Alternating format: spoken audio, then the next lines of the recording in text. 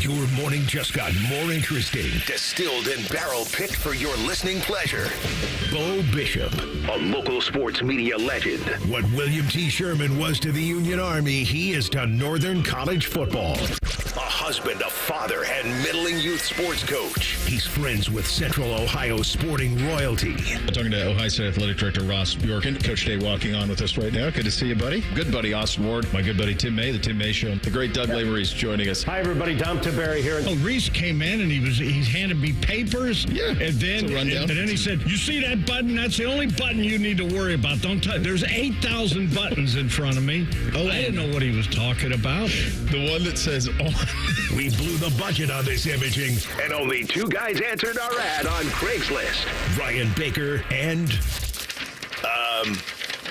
Eric Reeser. Act accordingly. You're now listening to Bishop and Friends. Bishop and Friends is sponsored by Diamond Seller, your true jeweler for over 75 years.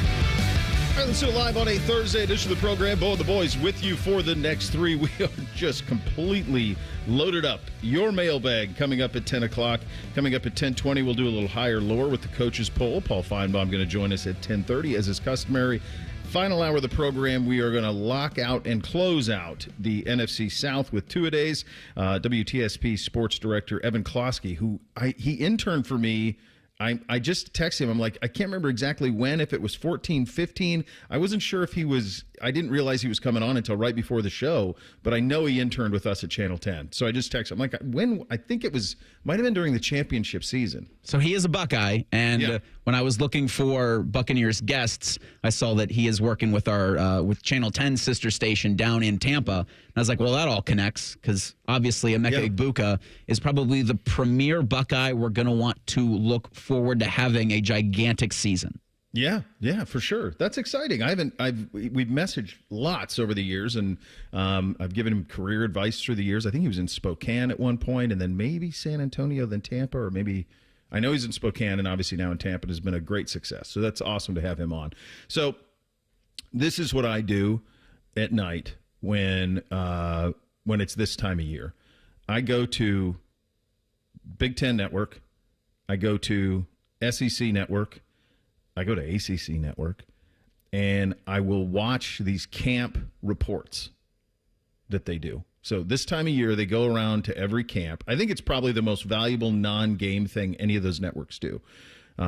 So last night, for example, the SEC Network was at South Carolina, and they were spending a lot of their time on South Carolina. The ACC Network was spending a little bit of time on Boston College, so I didn't watch a ton of that, but was curious just to see how it's going for Billo there. But BTN was at Penn State. So that one had my attention. If not now, when, right? For the Nittanies. So Rebson's there, and he's interviewing a couple of Penn State players, one of which is standout linebacker Tony Rojas. He's one of the guys that they're interviewing. And they're just having a conversation about Knowles coming over and what impact Knowles has had and the adjustment, and they're excited about being able to play in his style of defense and so forth and so on. And Rojas goes something to the effect of, and this one I'm just paraphrasing. I didn't write this one down exactly. I probably should have. But he made something to the point of, when he was with that team. And so Rebson picks up on that, and he goes, I noticed you didn't say the name of that team.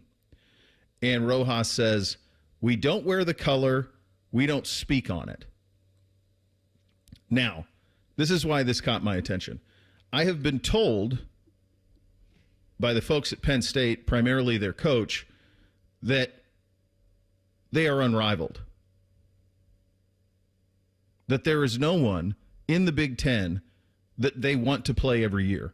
For those just jumping on the train here, a couple of years ago when the Big Ten decided to add USC, UCLA, Oregon, and Washington, they sent out a thing to all of the teams, and they said, what games do you want to protect? And Ohio State wrote down Michigan and Penn State. Those are the two that we wanted to protect. Do you know what Penn State wrote down? Nothing. We don't need to play Michigan every year. We don't need to play Ohio State every year. We're unrivaled. So outwardly, their coach, their administration say, we don't want to play Ohio State. In the building, one of their best players will not refer to Ohio State by name, will not wear the color red, and will not speak on it. Does that feel like it's not a rival? Because it sure as hell does to me. And what is really confounding about all of this is we are not going to play Penn State again after this year until, I believe, 2029. They're off the schedule for the next several years. It's awful. It's a joke. It's an absolute joke. And it's of their own doing that this happened. It's of their own doing that this has happened. And as we take all the money and do all the things with adding championship Saturdays and playing games for a playoff and going to 16 games and an NFL model, and all of these things are going on, we have to make damn sure that we also don't lose what is sacred to us. And you know what they should have done when Penn State wrote down 0 teams? You're playing the Buckeyes. And you're playing Michigan. Because that's what you signed up for. You're going to play them every year. Because it's good for the league. It's good for our television partners. It'll take some of the weight off of, I don't know, Ohio State having to play every game at noon. We'll get to that in a second. You're going to play Ohio State and you're going to play Michigan. But they didn't. They let them have their way. So Penn State doesn't play Michigan this year. They don't. They play Ohio State this year. They won't play us for the next 3. 27, 28, 20, until 29. They will not play those 2 teams. You think about what that game has meant. You think about the whiteouts. You think about the night games here. Probably the best environment I've ever seen here for a conference game is the night games against Penn State. Those are the ones that stand out. This place at night's as good as it's going to get. So in conjunction with that, we had what we was expected. Ross Bjork was on WOSU, and this is the quote. I think we know the Buckeyes drive big noon kick. We probably know what's going to happen around game time for that one. Fox, they love the Buckeyes. Big noon is a big deal. They've invested in that time slot. We presume it's a noon kick. Speaking of the Penn State game. Yeah, it is. Every top 10 matchup you're going to play at Ohio Stadium until this contract runs out is going to be a noon game. That's just where we're at. So you got to do the best you can. We don't even have to ask the question anymore. No, it's just done. It's done. And I don't think the people who signed this deal really read the fine print on it. I don't know if they didn't realize how relentless Fox would be with this and playing every single one of these games at noon. It was a shame the game over there was a noon game last year. That was shameful. That should be a night game in Happy Valley. There are some traditions that, even if they are relatively new traditions, should be adhered to, and this is one of them. And this whole thing just pisses me off. It pisses me off that James Franklin, the athletic department over there, said, yeah, we don't want to play anybody, while at the same time your players will not refer to Ohio State by name and you won't wear the color red. That sure as hell sounds like a rivalry to me. And it pisses me off that Ohio State and Michigan have to, primarily Ohio State, as Michigan's in where they are now, has to carry the weight of an entire conference in a television product week after week after week. It all sucks, man. It sucks. I'm just putting red yarn on a corkboard behind me, but does that mean, because Ohio State made the game against Penn State a wear black game, one of their themed games, does that mean the only night game for Ohio State at Ohio Stadium this season is Ohio?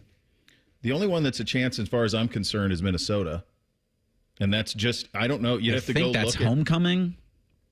You'd have to go look. What week is that? That's week October 4th. That is homecoming.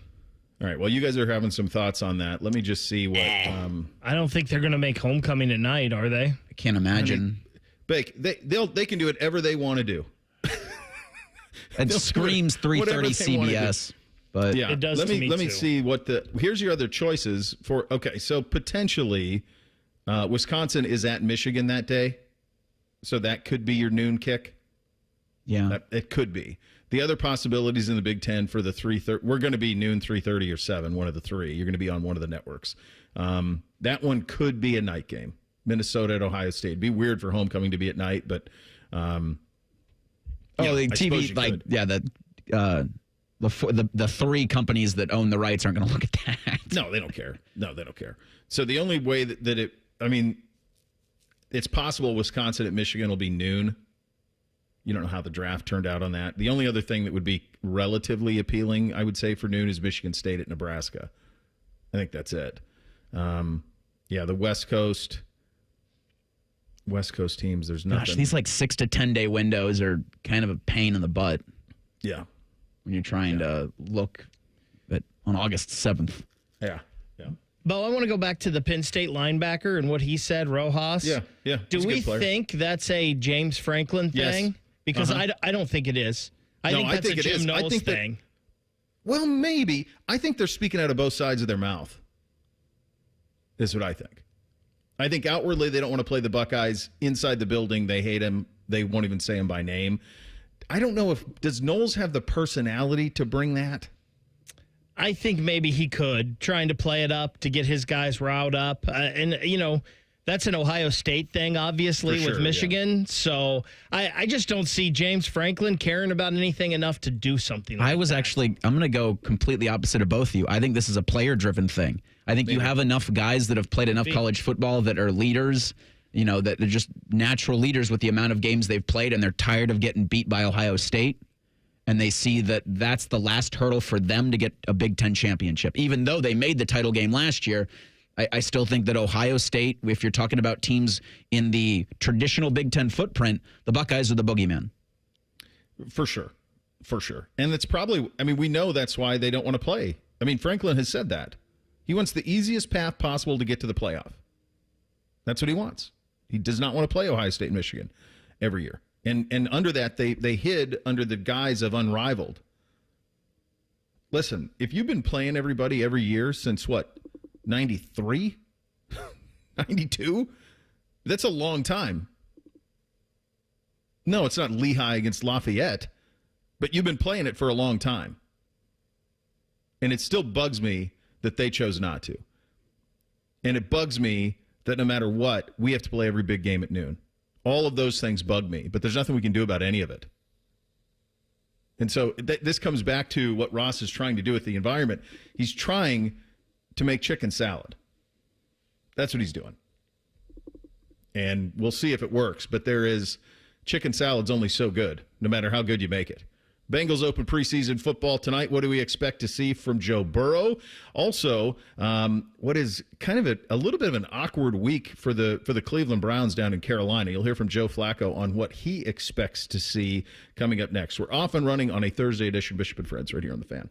We're the girthiest radio station in the history of radio. Uncomfortably girthy. This promo is uncomfortable. The Fan, Ohio's girth destination. It's Leslie from Pella Columbus. And I'm Wilson from that other window place. One of the things we constantly hear from customers, Wilson, it's impossible to pick a favorite. We've got 5 different window lines here at Pella, for the $300,000 to the $3 million home. Yep, impossible to pick a favorite. My parents would always say that. Oh, Wilson, that's so sweet. Yeah, other than I'm an only child. Oh. Get the windows that Columbus homeowners rated the leading window brand at PellaColumbus.com. It's child's play to donate your car, truck, RV, or boat to Ronald McDonald House Charities of Central Ohio. They'll pick it up free of charge, steer you through the paperwork, and a hefty tax deduction rolls your way as you help provide a home away from home for families of seriously ill hospitalized children. For more information about donating your vehicle to Ronald McDonald House Charities, visit rmhc-centralohio.org or call 614-CARS-HELP. That's 614-CARS-HELP. Hi, I'm Dr. John Runyon from Runyon Dental Group. Are you missing teeth or do you have uncomfortable dentures? Dental implants can not only transform your smile, they can restore your confidence and allow you to eat those foods you love that you've been missing. When I was in my early 30s, I was in a similar situation needing complex dental work and dental implants. I understand all the emotions that you're feeling because I've been the patient and I know that we can help you. Schedule a free consultation today at RunyonDentalGroup.com. That's RunyonDentalGroup.com. Are you ready for the ultimate entertainment experience? It's all here, only with Spectrum TV Select. Popular apps are included: Disney Plus, Max, Peacock Premium, Paramount Plus, AMC Plus, and more. And live TV for sports, entertainment, and news. Enjoy across your devices no matter when or where you are. Get Spectrum TV Select and start streaming your favorites today. It's all here. Visit spectrum.com/entertainment. Restrictions apply.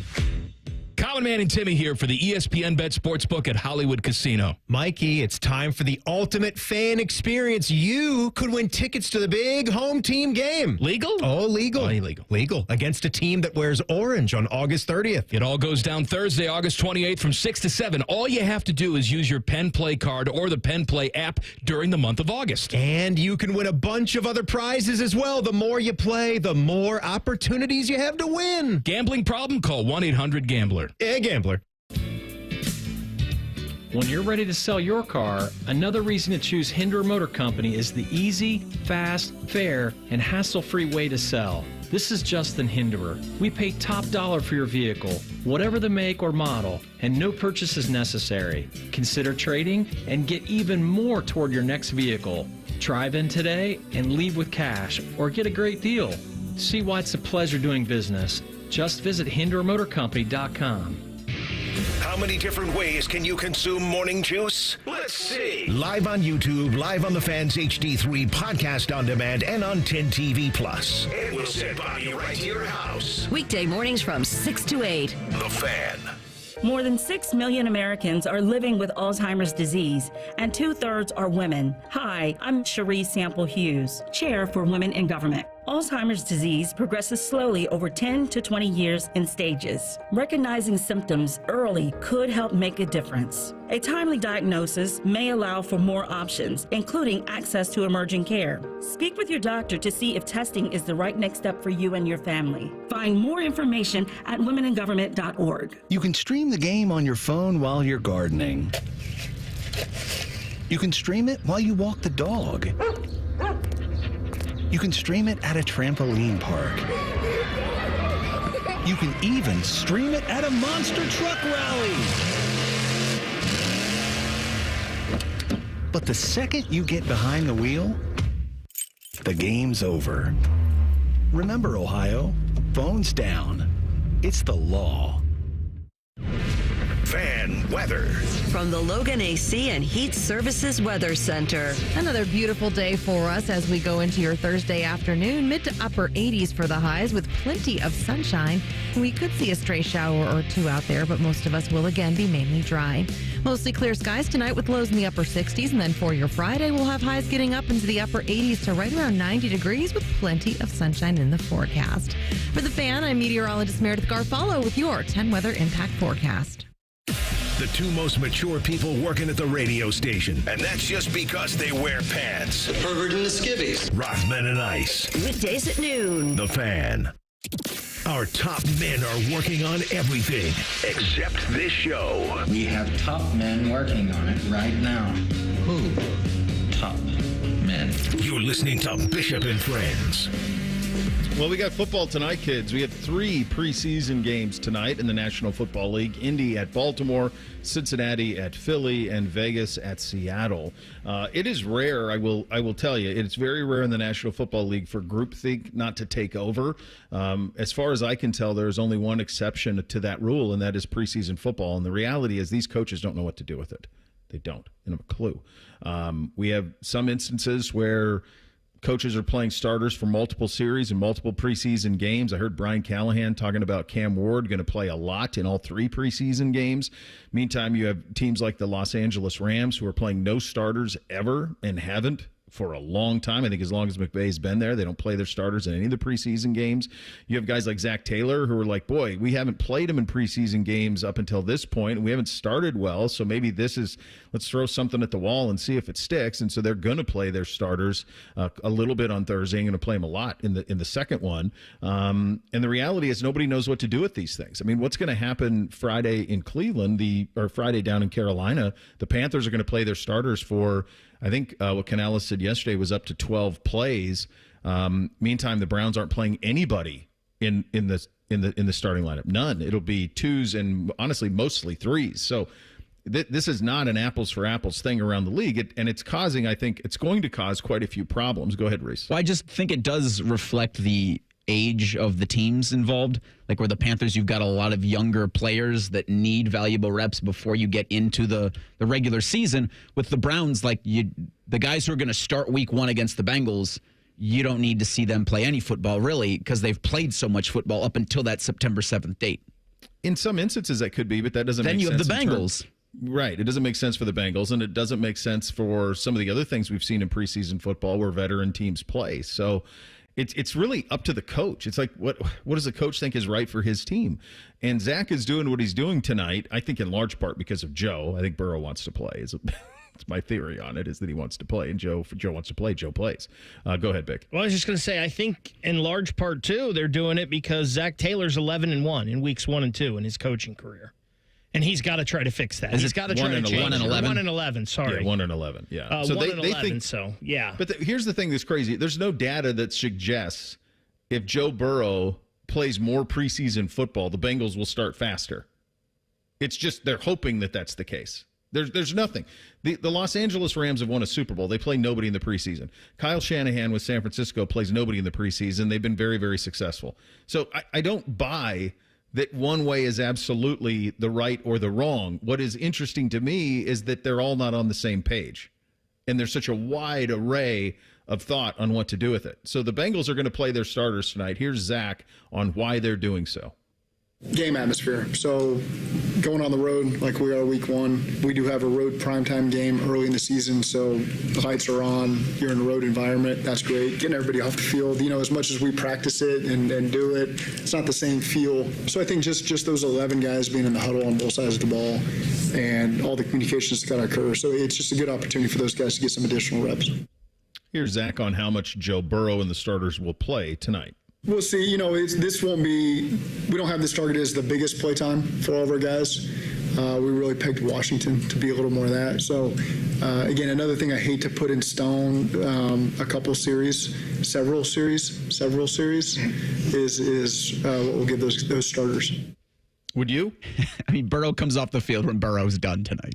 That's what I think. But, if you're Mike Brown, do you let him? Yeah. I think so. If the players want to do it and whatnot, I get the injury risk, but you can't be scared of football. I'm scared of football that doesn't matter. Yeah. That's what I'm scared of. But if Burrow thinks it matters, and if he's the leader of the team, and the ones around him say, yeah, this matters, because our guy Joe thinks it matters, then who's to tell him it doesn't? When I hear you say that, Reese, that takes me back to watching quarterback and me thinking, man, Joe Burrow's the coach of this team. Zach Taylor is not. Zach Taylor just defers to Joe. Yeah. To me, after watching that, I was like, man, Zach Taylor has no authority with this team. Well, that's known. Dylan asked me this. I was on with Bone and Brother Bone and nephew Tyvis yesterday, and Dylan asked me if they don't make is Zach Taylor on the hot seat if they don't win the Super Bowl or something to that effect. And my answer to it was he's on the hot seat if Joe Burrow wants him to be on the hot seat. If they fire Lou Anarumo, he would be the next one to be fired. But what would be if they don't win the Super Bowl? Is that you got to make a change? Because to me, when I look at them and I look at their defense, their plan is the 1980s Miami Dolphins. That's the plan. Is we're going to score 35 and we're going to hold you to 31. And let's see how we do. I mean, that's, to me, what the plan is this year for Cincinnati. And they're so damn good offensively that's probably good enough. And I'm telling, obviously nobody would want to see them in the postseason. But it's probably going to be road maps as they make that run through the postseason, because I think the defense is going to give up so many points that there are going to be a bunch of games that they lose in a shootout fashion. And so, to me, they feel like 11 somewhere 10, 11 wins, something like that. But my guess is Baltimore will be somewhere in the 12, 13 range. And Kansas City's going to be way up there. And Buffalo's definitely going to be way up there. So, home field advantage, to me, it doesn't feel like it's going to go through Cincinnati based on just kind of the roster makeup. But I'll be watching, hold my breath with Burrow. Every second him and Jamar are out there, I'm like, just get him off. Come on. 3 snaps. Get him out. I don't need to see. I don't even want Jamar to run full speed on the bomb, though. Just kind of jog. Just jog down there. I don't need to see him do much. I do like watching. I like this time of year. I crave it. I mean, that's why I'm watching college practice nonsense on the various networks. I mean, this is I do crave it this time of year. And I'll bounce around tonight. And I'm curious to see what this looks like for Cincinnati. But I would, if I'm a Bengals fan, the entire time I'm watching, I just want I don't even care about what it looks like. I know what it looks like. Joe Burrow's one of the best quarterbacks. He threw for 5,000 yards. If they make the playoffs, he wins the MVP last year, most likely. I don't need to see him have any season success. And I know what Jamar Chase is. He won the Triple Crown. I don't need to see him do anything. I just want him, if you're making them play, or if they want to play, 5 snaps and get out healthy. I guess like nobody around their feet. If the Eagles are going to be playing like their third string or fringe roster guys, I wonder who they like hot knife through butter. Have you guys seen who Philly is? What is Philly's plan tonight? Are they going to play? I would not guess they're starting the starters. Like Jalen Carter maybe not playing in this. And if that's the case, I might dial up DeBomb and fine. Jamar doesn't have to be your number 1, but he's down there somewhere. The Bengals are not expected to play their starters tonight's preseason game against the Bengals. So you're going to run Joe Burrow out again and Jamar Chase. A UFL roster. And your entire full offensive line against a bunch of guys who are fighting like hell to make a team. Let's look at good tape. Is that recipe for success in the National Football League? A bunch of little Joey tryharders trying to make an impression by trying to sack Joe Burrow? There would even be a 5-step drop. Everything would be receiver screen. Don't even get your hands on the laces, Joe. Just get it out, move it along. It's a nervy thing, and it's the big thing to me, though. The big overwhelming theme is nobody knows what to do with preseason football. The NFL doesn't know what to do with it. We're going to go to 18 games. We're going to get 2 preseason games. It's going to happen soon, but right now nobody knows how to do preseason football because they're not all playing by the same rules. My guy, our guy, spoke yesterday. His linebackers feel poised and ready to go. You'll hear from Threes. You'll hear from Sonny Styles. That is coming up in 2 minutes. Bishop and Friends, right here on The Fan. Actual price will depend on product and subscription plan. Featured products are compounded drug products, which the FDA does not approve or verify for safety, effectiveness, or quality. Prescription products require an online consultation with a healthcare provider who will determine if appropriate. See website for details, restrictions, and important safety information. Want a boost in and out of the bedroom? Hims has you covered. Introducing a new 2-in-1 approach to level up your game. Tadalafil for better bedroom performance and zinc for testosterone support. Put it all together and you've got what you need to turn things all the way up. Getting started is simple. Just go to hims.com/joy to start your free online visit. Through Hims, you can access ED treatments, including pills, chews, and more. 100% online. No office visits, no pharmacy lines. Just fill out a simple intake form and a licensed medical provider will determine if treatment's right for you. If prescribed, it ships free and discreetly to your door. Find affordable treatment options at up to 95% less than brand names at hims.com/joy. That's hims.com/joy, hims.com/joy. Grown-ups, don't go back to school. Go forward through school into your future as an IT professional. Whether you're starting out, switching careers, or a veteran ready for change, My Computer Career can help you get into IT in just a few short months with no prior experience. So take the free career evaluation now at mycomputercareer.edu. Your rewarding career in IT awaits. That's mycomputercareer.edu. An Elite CompTIA certification partner. Financial aid is available to those who qualify, including the VA benefits. No matter where you are, Coughlin is there, in store or online. CoughlinCars.com. 13 new car brands, over 1,000 pre-owned vehicles, 17 convenient locations for sales, service, and parts, plus 4 state-of-the-art collision centers. CoughlinCars.com. Shop locally owned, CoughlinCars.com. Coughlin has a car for you. Bishop and Friends is sponsored by Diamond Cellar, your true jeweler for over 75 years. The Fan, Ohio sports destination. What's up? What's up, man? What's up with you? Sponsored by Newman Roofing. For all your roofing, gutter, or siding needs, call Newman Roofing today at 614-NEW-ROOF or visit online at newmanroofing.com. All right, here's what's up on a Thursday edition of the program. Here's the deal with Threes. As it turns out, I think he's probably going to be really good at everything he does. He's a really good football player. He's a really good hockey player. He's a great husband. He's an incredible father. He's really good at radio. He's really good at TV. So when he went back into football, I said, well, he'll be really good at that too. He'll be very good at that. It was at Notre Dame first, and then he came home. He does the little things right. I saw this clip from Well, actually, we have it right here. This is Sonny. This was the thing that I was referring to, talking about one of the things that Coach Threes is having them learn in terms of the history of this place. Here's Sonny Styles. I mean, like a kid like Riley Pettyjohn from Texas, like what does he know about? Like he doesn't know who Randy Gradishar is. Like he doesn't know that. He doesn't know he's a Hall of Famer and stuff like that, or Pepper Johnson, stuff like that. So it's cool. I think Coach Laurinaitis does a good job of teaching us about the tradition and the excellence that's came through Ohio State. You know, he has us go in there and sing the fight song. We're singing Buckeye swag, stuff like that. Just making sure we know everything what it means to be a Buckeye.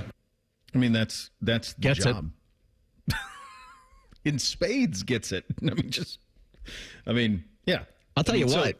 You want to teach these kids about Ohio State linebackers, you just have Spiels come in, chug a pot of coffee, and scream at him for half an hour.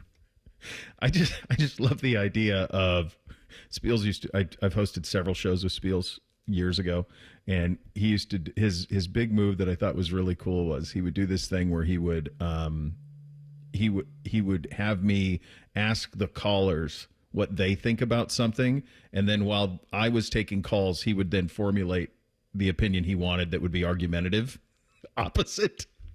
That was good radio bit. It was a good bit. Yeah, it was a very good bit. But I think what Threes is doing here is the perfect example, and I'm guessing Brian Hartland does a similar thing, where you modernize but also pay complete homage to those before you. And if you look at the linebacker play here, this is Penn State, Ohio State.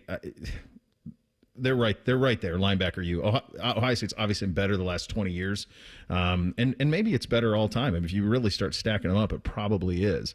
But I think to pay homage to that is really critical. And teach these kids, Sonny, it's easy, right? Dad played here, that's easy. Arvell Reese, it's probably pretty easy too, Ohio kid. But Peyton Pierce, Riley Pettyjohn, you're gonna step into this room, you're gonna know the guys who walked in it before it, Bake. I feel like that's always been important, right? Because if guys know about and care about the what came before them and what has been built, and if they have a vested interest in everything, it's probably going to make them play harder for what they're doing. But that might be more important nowadays than ever, because it used to be Ohio State just had Ohio kids for the most part. And a lot of them grew up loving it and living it and knowing the tradition. But as you hear Sonny there talk about Riley Pettyjohn from Texas, Peyton Pierce from Tennessee, you get guys from all over the country. And what Ohio State is trying to do in a transfer portal era where kids can leave every year and come and go whenever they want. And Ohio State has tried to be different with that. They're still trying to build and develop and get guys that want to be here. I feel like that is so critical. And want to stay here. They have to make sure that kids who aren't from here have a loyalty and a connective tissue with the place. Retention's there's huge. Still a value. Yeah, there's value in that, man. Like, be a legend. Especially when home comes calling. Right? If you're talking about Riley Pettyjohn and all of a sudden he shines in year one, getting a little homesick, who's to say Texas doesn't call and say, hey, come back? Well, they will. Yeah. Hey, Colin Simmons is leaving. We got a spot. That's it. I mean, Miami's doing that with Jeremiah Smith. It feels like every other day. Oh, yeah. I mean, this is the business we're in. So you have to do the things that we know of in terms of compensation and NIL and all of those things, but you also have to build that connective tissue, and Threes is just excellent at that. Let's hear from our guy. First on working with Matt Patricia. He's so smart, and the blessing that I had was that when I worked for Al Golden at Notre Dame, Al worked with Matt at Detroit. So some of what Al did was what Matt does, and you mix that in with what Jim did, and now there's so much that we did well last year. And so anything that has been new or added, like some of the terms, like, oh, I've spoken that language before, but I've known Matt since he worked me out when he was with the Patriots. Must have been a bad workout because he didn't draft me. But I think he's just so smart, and the way he sees the game, and he's really helped our players. Well, as they get lined up and they identify what's the offense telling you when they line up. Like, don't just go out there. Like, they're telling you a story every single play, and a lot of times they motion and shift the window dress, the same formations and the same routes and the same runs. But one tight end's tight, the other one's deep and tucked in. Oh, hey, alert, pull, power. Like, call those things out. And I think he's helped with, like, the football intelligence with some of the young guys on our team kind of play the game within the game. He would have been the perfect Patriot, wouldn't he? Yeah, how did they miss on that one? He had a great career with the Rams, all-time leading tackler, all of it, but he would have been an unbelievable Patriot. I mean, let's be honest, he'd have been the perfect everything. Name NFL franchise, he would have been it. The fit, though, just feels pretty good there. In terms of the linebackers he's coaching this year, there's a type. I mean, these are big athletes that can fly. Sonny, Arvell, Peyton Pierce. According to threes, they're all on the same level. I see those three as, like, they're all just right here.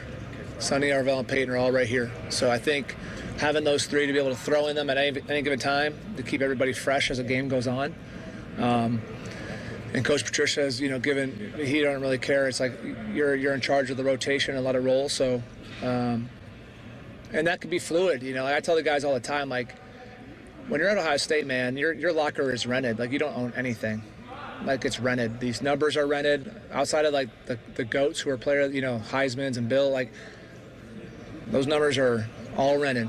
There's always going to be a number 33. There's always going to be another, 20. Like, so same thing with, like, you can have to go out on the field with Arvell and Sonny, and next thing you know, if, like, the week of practice doesn't show focus and dedication and improvement, then it could be Peyton and whoever. Like, it's all fluid.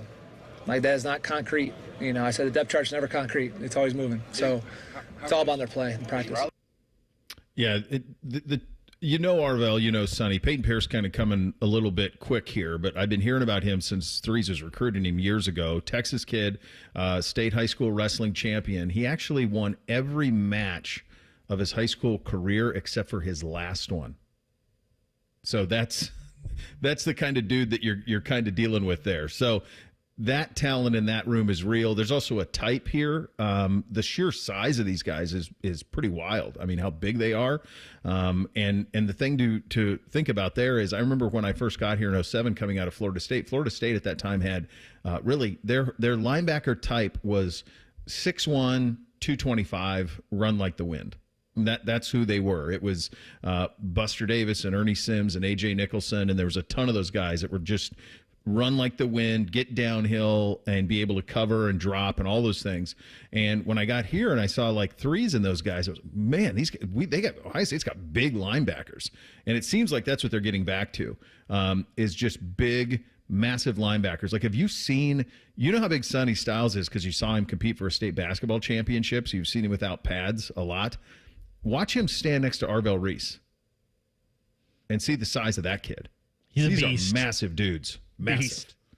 I'm so excited to see Peyton Pierce because this is the first guy that James identified, right? This was his first recruit. He was like, hey, trust me, this guy's a dude, and you've heard bits and pieces about him through the past couple of years, but like this year, it sounds like, hey, we're actually going to find a spot for this guy on the field. He's got to get in there and play a little bit, and I think it helps having Matt Patricia and all the multiple formations I think you're going to see from this defense. He's a guy I'm super excited to watch. I mean, if you look at the linebackers they had last year, and you look at the talent Ohio State had defensively, and Arvell Reese forced the coaches to play him. It's like Peyton Pierce is on another level with that, where you're going to see him on the field in the game, regardless of the situation, because damn it, we got to get this kid on the field. And then you're hearing things about Riley Pettijohn. You're thinking it's a similar, like, there's a pipeline here where you've got guys that it kind of almost doesn't matter the defensive set. Like, he needs to be on the field because he's just really, really, really good. And that you're stacking years with that. Yeah, it is. What I've noticed is, I mean, I think Pettijohn's a great example of this too, right? 5-star kid. That's another Texas linebacker. Everybody wanted him. He lost his black stripe, I think, earlier this week. So that tells you that he's progressing in a way that you like. But that's what they're after now. I mean, this kind of ties into that conversation we have all the time of NFLU. They are relentlessly recruiting the best players in the country, no matter where they live. That's just what they're doing. It's just this is an urban thing. It's a perfecting the art of an urban thing. Tress didn't do it this way. This is another level of Ohio State recruiting is what we've seen under Urban, and now it's on a whole nother level, all under Mark Pantoni at Ohio State. And it's nice to see at the linebacker position because I feel like that dropped off a little bit there for a while. After Ryan Shazier, you really didn't, I don't think you really didn't have a really good stud linebacker for a long time. It sure seems like they've got a couple right now. Who's the last Ohio State linebacker to be an All-American? I'm pretty sure it is Shazier. I could be wrong. Sonny's a potential. It's probably been a minute. So Shazier was for sure. So he might be the last one to be like an All-American level linebacker at Ohio State. My hunch is that'll change. I think these guys in the room now have a chance to do all of that. The Browns will be in preseason play on Friday. Joe Flacco, presumed by some to be the starter. I say not so fast on that one, with his thoughts on the reps he's getting and what you can expect from Shedeur Sanders and what will be the preseason debut of the year for sure. There'll be a big number for this one. We'll get to that coming up next. Bishop and Friends right here on The Fan. The sound of Paul Keels calling a Buckeye game is erotic. Oh, yes. Your home of the Buckeyes, The Fan, Ohio sports destination. Jerry, I've made a decision. Aaron, are you giving away free services again? Well, yeah. How did you know? I haven't been able to quit thinking about your AC piggy bank. Get Eco. ECO. We work to extend the life of their old air conditioner and then give back all the money we were paid to do it. Up to $1,500. When they need to buy a new system. Jerry, I'm getting ready to do something like that again. Get Eco. ECO. When we replace a water heater, I'm instructing all the Eco plumbers to give our customers up to $500 in free repairs before they leave the house. $500 in free services that same day? There's lots and lots and lots of things our plumbers can do for $500 or less. And Eco is going to do these things for free when people buy a water heater? Yeah, whatever they want for free. That same day? Same day. Get Eco. ECO. Give it away, plumbers, genius electricians, and gonna make you cool again, HVAC technicians. Go to geteco.com. We've all got it, you know, that one crazy thing you've always wanted to do, that bucket list goal. Then a cancer diagnosis, and that one thing still goes according to plan. I would know I'm getting my first tattoo right now, while my 3 beautiful daughters laugh hysterically at me. 58 years old, 4 years of cancer-free checkups at Ohio Health. Go ahead and get a picture, girls. You keep making plans. Visit ohiohealth.com/keepmakingplans.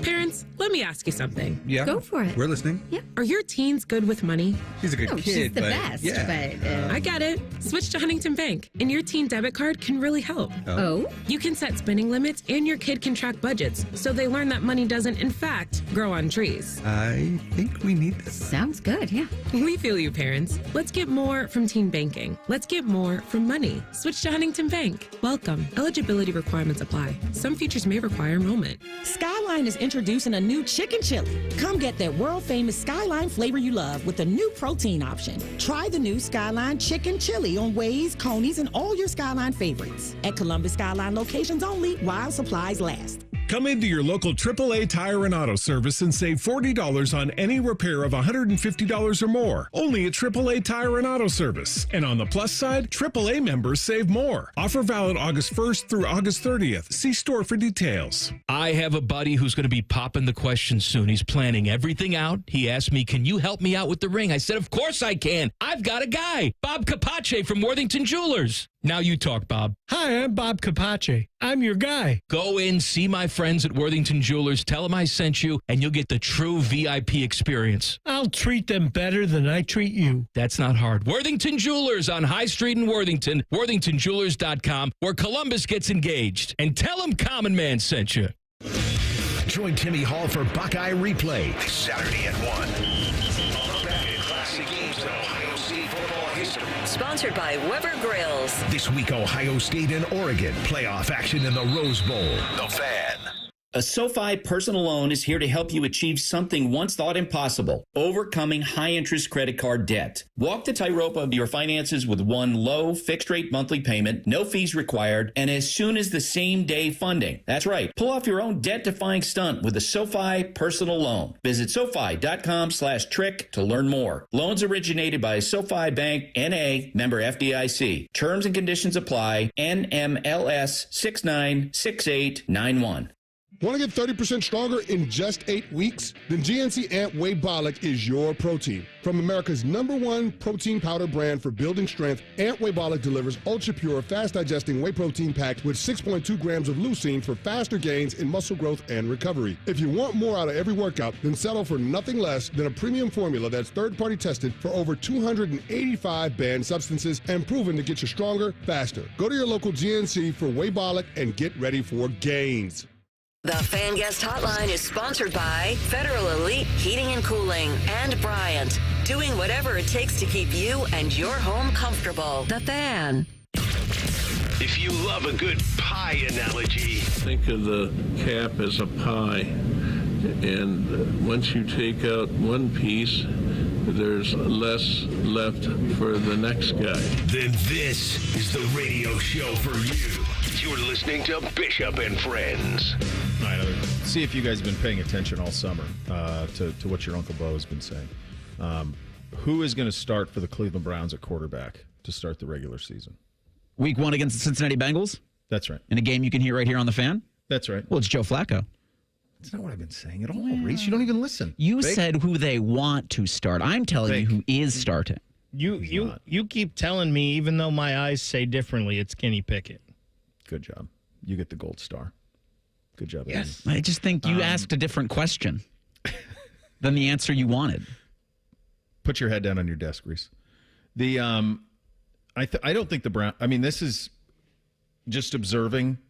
Okay, I don't think that they have a quarterback competition based on what's happening with reps, based on the way that this thing is progressing. I think they traded for Kenny Pickett. I think they saw him in the offseason program. Kenny Pickett missed the better part of a week. Better part of a week from training camp, and yesterday at practice got the first reps with the ones. So, to me, this is a Kenny Pickett, Joe Flacco competition. The two rookies are well down. And then beyond that, it's what I've been saying I really believe it's what I've been saying all along is, barring injury, Kenny Pickett is going to start the season for the Cleveland Browns, barring an injury. And I've also been saying, and Schefter picked up on it this week, I've been saying this for months, that I think it's very likely they carry 4 quarterbacks to start the year. They're not going to, neither of the two rookies are going anywhere. They would not clear waivers if they put them on waivers to get them to a practice squad, and the same is true of the two vets. So Pickett's going to start, is my view of it. I think Flacco will be the backup, and then the other two rookies will both be there. And that's the way they'll start the year. I don't think that's how they'll finish the year, but I think that's how they're going to start the year. And I think barring Pickett really falling on his face in the joint practices next week in Philly, it's going to be him. Because the injury that he suffered did not, by what they did yesterday with the reps, did not at all impact the opportunity that he got. So this speaks to Flacco, because he's been there and he looks really good. And he was on a little show called Cleveland Browns Daily and had some comments about the reps that he has gotten. Here's Joe on that. Listen, we all love getting reps. You get into a little bit of a groove. You kind of start to feel comfortable with everybody. You get to show a little bit about what you do without having to worry about the little tiny things that don't really matter. So, but at the same time, like, it's our job right now to kind of just adapt and be able to adjust to whatever, they're asking of us. And I think that's the most important thing, is you can't dwell on those things. You just got to do whatever they're asking you to do, that you got to do the best. And maybe sometimes you'll feel like you're not doing enough, or maybe they're not seeing you, but you just have to have faith that you are, and just kind of stay the course and let it play itself out. He's had a great camp. He throws a beautiful ball. He's ultra popular with the fan base. I do think that if they are going the way that I think they're going, that they should name Pickett sooner rather than later. It was a because great I don't question. think you want that I don't think you want this carrying on. And I'm just thinking about that home opener against Cincinnati and running out of a tunnel. And I think the place would go nuts. I mean, obviously you'll introduce the defense, but if you introduce the offense, and Kenny Pickett to Browns fans is a Steelers quarterback. And with some success, 15-10 as a starter, but a lot of you feel the way that Bake feels. And so if it is him, I think they got to get all the way behind him right away and try to squash this out before it gets too far down the road. It was a great question, Bo, by whoever asked that to Mr. Flacco there. I think this is, though, like that answer, that's tough, right, for a guy to be in camp and not be getting reps. That's why Flacco is the perfect guy for this whole situation, because he's a vet. He understands. He's been through this. He knows the offense. He was here 2 years ago. He gets it. So Flacco is one of those guys, as we talk about, some guys may need preseason games, some guys may not. He's a guy who doesn't need – I don't think he needs to throw one ball in camp. And if you have to go to him week one, you could do it. Becky came off a couch and threw for 300 yards in 4 straight games off the couch. So, no. That 1 month in 2023 we all remember so well. Armchair quarterback. He was so good. Yeah, so Shadour's going to start on Friday. This will be a massive audience. A lot of people want to see this. It's important to remember that he'll be throwing to the two. He'll be protected by the 2s and 3s and throwing to the 2s and 3s. I would, if I were Kevin Stefanski, I'd have Shedeur Sanders get every single rep in the whole game. And he said yesterday it's going to be him and Snoop Huntley. I don't need to see Snoop Huntley do anything unless Shedeur Sanders gets hurt. I don't need to see him rep anything unless Shedeur is hurt or exhausted or beaten up. None of it. I would have Shedeur play the entire game. Here's Joe Flacco on Shedeur starting. I think he's come in from day one with a pretty good, head on his shoulders, a pretty good method about how he thinks he should do things. And it'll be interesting. I think we'll all be, sitting there watching and be excited for, football to be going real time. And I think he's probably excited about that too. I mean, your first time to go in the NFL, I remember mine. I mean, I didn't get to play until the last 2 minutes of the game, but it's something that he'll remember forever. I mean, most of us have dreamt about this moment, since we were 5, 6, 7, 8 years old. So for him to get a chance to go out there and actually take the field, even though it's preseason, we're all going to be on the sidelines and at home and enjoying it. If this unofficial Browns passing stats from the first joint practice are to be believed, and I would always trust people on Twitter with names like Browns fan. Shedeur 4-7, 0 interceptions yesterday, 0 touchdowns. Snoop Huntley 2 for 5. I think that's 5 too many for Tyler Huntley to be taking at this point. I agree. Ever. Yeah, I agree with you. I don't know what you would need to see from it. I don't know. I mean, you're basically saying the game don't matter anyway. So why would we? You have 4 other quarterbacks. And I think what Huntley got was 11 on 11 work. So I would have given that all to Shedeur. Yeah, I don't think it makes no sense. Yeah. The other two, Pickett and Gabriel, are just doing 7-on-7 stuff mostly because although Pickett did 11 on 11 yesterday, but Gabriel with the hammy, so they've kind of been protective of that a little bit. But yeah, I mean, I think every rep. And if it's to the point where Dylan Gabriel's hamstring is feeling a little bit better next week, you give him some reps, but I think it leans more to who you want as the starter week 1 against the Bengals next week in their second preseason game, and then more Shedeur. I don't think you're going to see their starters in the second preseason game either. Then more Shedeur. I think it'll be. I mean, you could see Pickett. You're not going to see Flacco, but you could see Pickett to start the game next week. You can see a little of that. I think it's interesting listening to that answer from Flacco and thinking back. He talks about getting in those last 2 minutes. Yeah. And correct me if I'm wrong. Wouldn't it have been Troy Smith playing a lot of that game? And Flacco got starts his rookie year because Troy Smith got mono at the end of camp, and Flacco became the starter, and the rest was history. You're right on that. Yeah, you're right on that part. We'll open up that mailbag coming up next. Bishop and Friends right here on The Fan. Common man, a radio veteran, has a large hemorrhoid. Timmy Hall, a good, clean boy, moonlights as man's hemorrhoid. Common Man and Timmy. Weekdays at 3. The Fan. Lanny went to college and racked up huge debt. A little bit over $100,000. For a degree he couldn't use? Now what? I had a friend that went to my computer career. They even helped him get hired immediately after graduation. One of the things I love about IT is that you can work from anywhere you want. You could become an IT pro in just months, including cybersecurity and the basics of AI with zero experience at mycomputercareer.edu. My Computer Career, an elite CompTIA certification partner. It worked for me, and I know it can work for you. This is one student's experience. Individual results vary. Hugs from patients, like Patrick. It's something QC Kinetics medical professionals experience every day. I hugged them. You should hug somebody who does that for you. They gave me my life back, and I really didn't know where I was going to go because I was definitely afraid of having a knee replacement done. No surgery, no downtime with QC Kinetics regenerative treatments. They give patients relief from joint pain using their own healing properties to repair and restore damaged tissue. And the results? Well, that's why we see a lot of hugs at QC Kinetics. Everything is back that I thought I was never going to be able to do again. I'm still smiling, and sometimes it gets emotional. I get a tear in my eye because of how I was before I went in there. Those smiles and hugs never get old at QC Kinetics. It means patients are finally getting relief. And now it's your turn. Call QC Kinetics today for your complimentary consultation and see if you're a good candidate for these amazing treatments. Call QC Kinetics, 380-208-4544. That's 380-208-4544. 380-208-4544. It's your lucky day because at Speedway, there's a $5,000 winner every single day. All you do is shop with Speedy Rewards. Then play the in-app game for a chance to win $5,000 in cash. So you could win $5K today, or the next day, or the next day, or the next... Okay, you get it. New daily cash winners only at Speedway. Are you next? No purchase necessary. Ends 1/6/26 USDC 16 plus. For official rules and free gameplay, go to 5k-a-day.com/rules.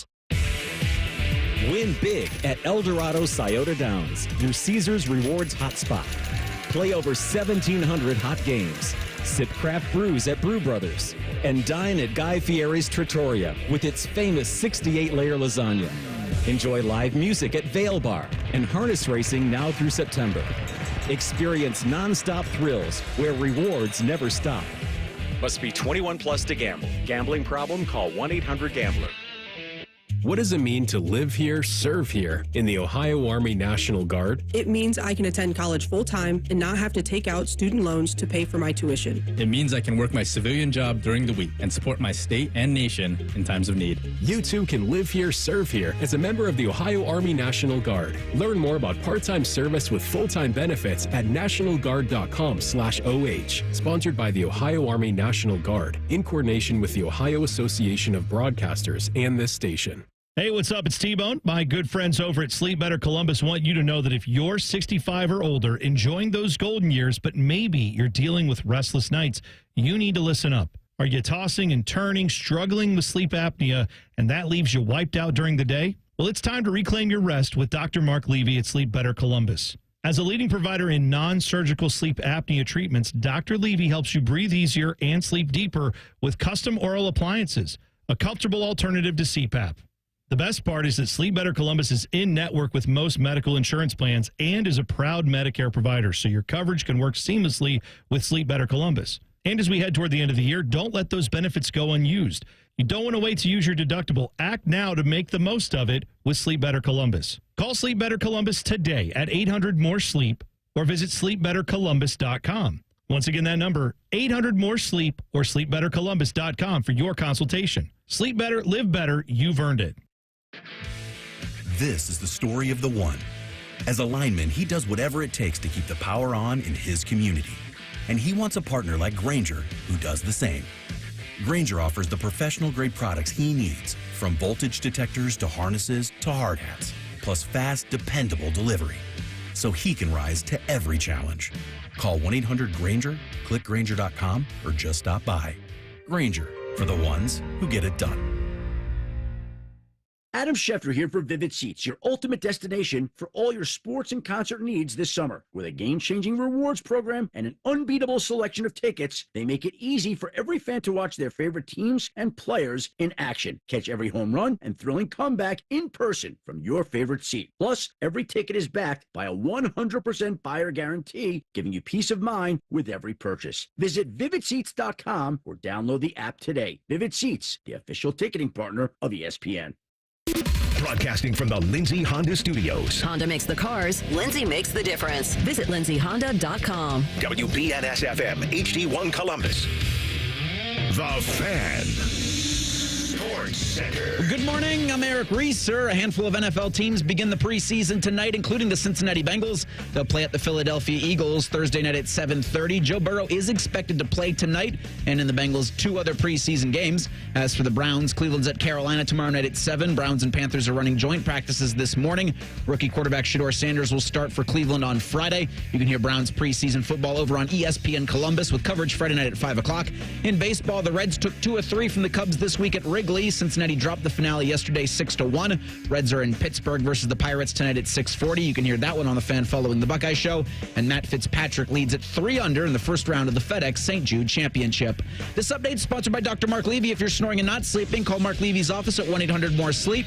That's 1-800-MORE-SLEEP or online at sleepbettercolumbus.com. Breaking sports news when it happens on the Fan, Ohio's sports destination. If you say something with enough confidence, it must be true. You're listening to Bishop and Friends. All right, second hour on a Thursday. Paul Finebaum coming up in 28 minutes. Time to open up that mailbag. Our comment box is always open. Any feedback is mostly appreciated. The mail never stops. It just keeps coming and coming and coming. There's never a let up. It's relentless. Every day it piles up more and more and more, and you got to get it up. And the more you get out, the more it keeps coming in. Bishop and Friends present emails. All right, let's start with this one from Mike. The subject is Ross, good work on the fan experience. He writes, Bo and Boys, always a great show. In terms of Ross's announcements today, I admire the young man's effort. I have attended over 400 Ohio State games in the shoe. Also attended Ohio State games in State College, Ann Arbor, East Lansing, West Lafayette, Bloomington, Evanston, and Madison. Ross does not have a fan experience problem. Ross has a problem with games that are too long, too disjointed, too many momentum-killing timeouts, TV timeouts. Ross has a problem with too many corporate sponsors and suites not cheering and filling the red seats too late and leaving too early and not cheering. Good luck with towels and music fixing those problems. Keep up the always great work and go Bucks. I saw Bob talking about this with Schlegs too. Like, it's a different thing, right? Like fan experience versus environment. Fan experience is when people complain about the Porta-Johns and they complain about the lines for concessions or the prices of concessions. That's fan experience. What he's trying to do is enhance the environment. And some of the things that Mike references here are part of it. I don't have any sort of data on this, but it seems like Fox's games are longer. I don't know if they are or not. It just feels like they are to me. I have no data to suggest that that's true or not. It's just the way that they feel. It feels like they take more timeouts than anybody. But that's just, I don't know if that's fact or not, but he does have a point on all of that. I think one of the things that he's talking about here is the corporate sponsors. That's some of the stuff that they're going to eliminate. I mean, it used to be every time there was a break in play, there was somebody in a balloon outfit racing somebody. And I think they're going to get rid of a lot of that stuff. So, or minimize some of that stuff. So I think some of that is what he's talking about and some of the things that will be adjusted. I think, let's see how it goes. I like that he's trying. Yeah, Baker had the good point earlier in the show in reference to our fan poll yesterday. It's like none of this has been seen before. Like there's been none of this done at an actual Ohio State game. I think everybody does need to reserve judgment, and I do think Ohio State gets, a little bit of grace until August 30th. And then even then, I think you need to give it a couple of games. So maybe give it through that Ohio game on September 13th, but then you're finally able to make a judgment on, is this good or not? My thing with the bathrooms is that should have been is paramount for me. For any experience, any place you go, you got to make sure I can use the bathroom in 10 minutes. Yeah. It's interesting because you talk about like the guy getting in a costume and racing. Well, that was them trying to have a fan environment while also getting some kind of sponsorship in there because regardless, there's still commercials, right? You got to have something to do to fill this time with these huge commercial breaks. And I don't think it's going to be I don't think they're going to address the length of games until people stop watching. And I don't think people are going to stop watching anytime soon. We've seen Major League Baseball have to deal with this where they've tried to shorten the games and speed them up because people quit watching. You don't have that problem right now with college football. And the TV people, they don't care about the environment at the game. They're making TV shows, guys. This one from Bill. Bill emails a lot. He clearly isn't a fan, but I think we're getting him to come around, and I think it's passive aggressive. Bill, I think you really like us, is what I think. And so we'll give him one. I don't get all of his in because, we don't need this tone all the time, but we'll give you this. Give you this one, Bill. Are you saying we have haters? Yeah, that's right. Bill's hater number. He's our guy. So the subject is game day. The message is as follows. This one is just ripe with sarcasm. Tell your, quote, personal close friend AD to stop being a wedding planner. Simply put back supports on all seats so it doesn't feel like a high school game sitting on a freaking uncomfortable aluminum bleacher for the majority of loyal long-term fans it won't have because they really don't sincerely care about the fans being well. He's proposing artificial nonsense. Just go organic, improve restroom and concession efficiency, common sense things. It's not hard, but maybe it gets so to work, or should have it figured out already. Towels, songs, bells, whistles, trinkets, garbage, ridiculous. Nobody really cares. Crowd is mostly mature because it costs so much to get in. That part, he's right on that part.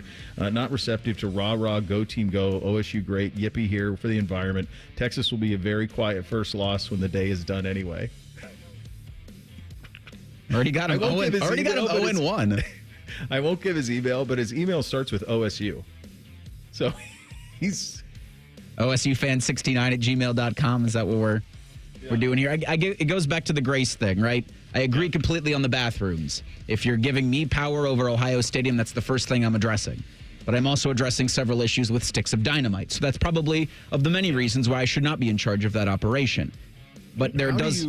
Guys, think about this, because the bathrooms have to be done. I mean, the seat backs, I would give up the attendance to get seat backs in every seat. I mean, I think it should be like an NFL experience there.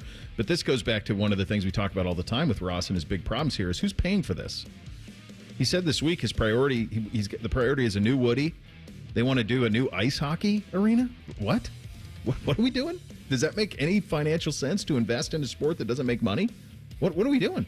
But they got to do that, and they got to do a Woody. So, who's paying for this? The state isn't. I'm pretty sure that hockey arena was something that Gene had in the works, and it was coming anyway. There's a couple things with this. It's easy to say, these are common sense problems when you're dealing with a 100-year-old building. Yeah. Like 100-year-old buildings, bathroom and concessions weren't built for what we have today. And should they have maybe kept up with it more over time? Maybe so. But, I mean, I think that's a lot.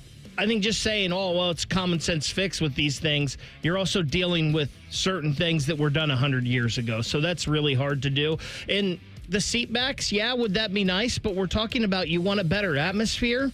What's a better atmosphere than a high school football game?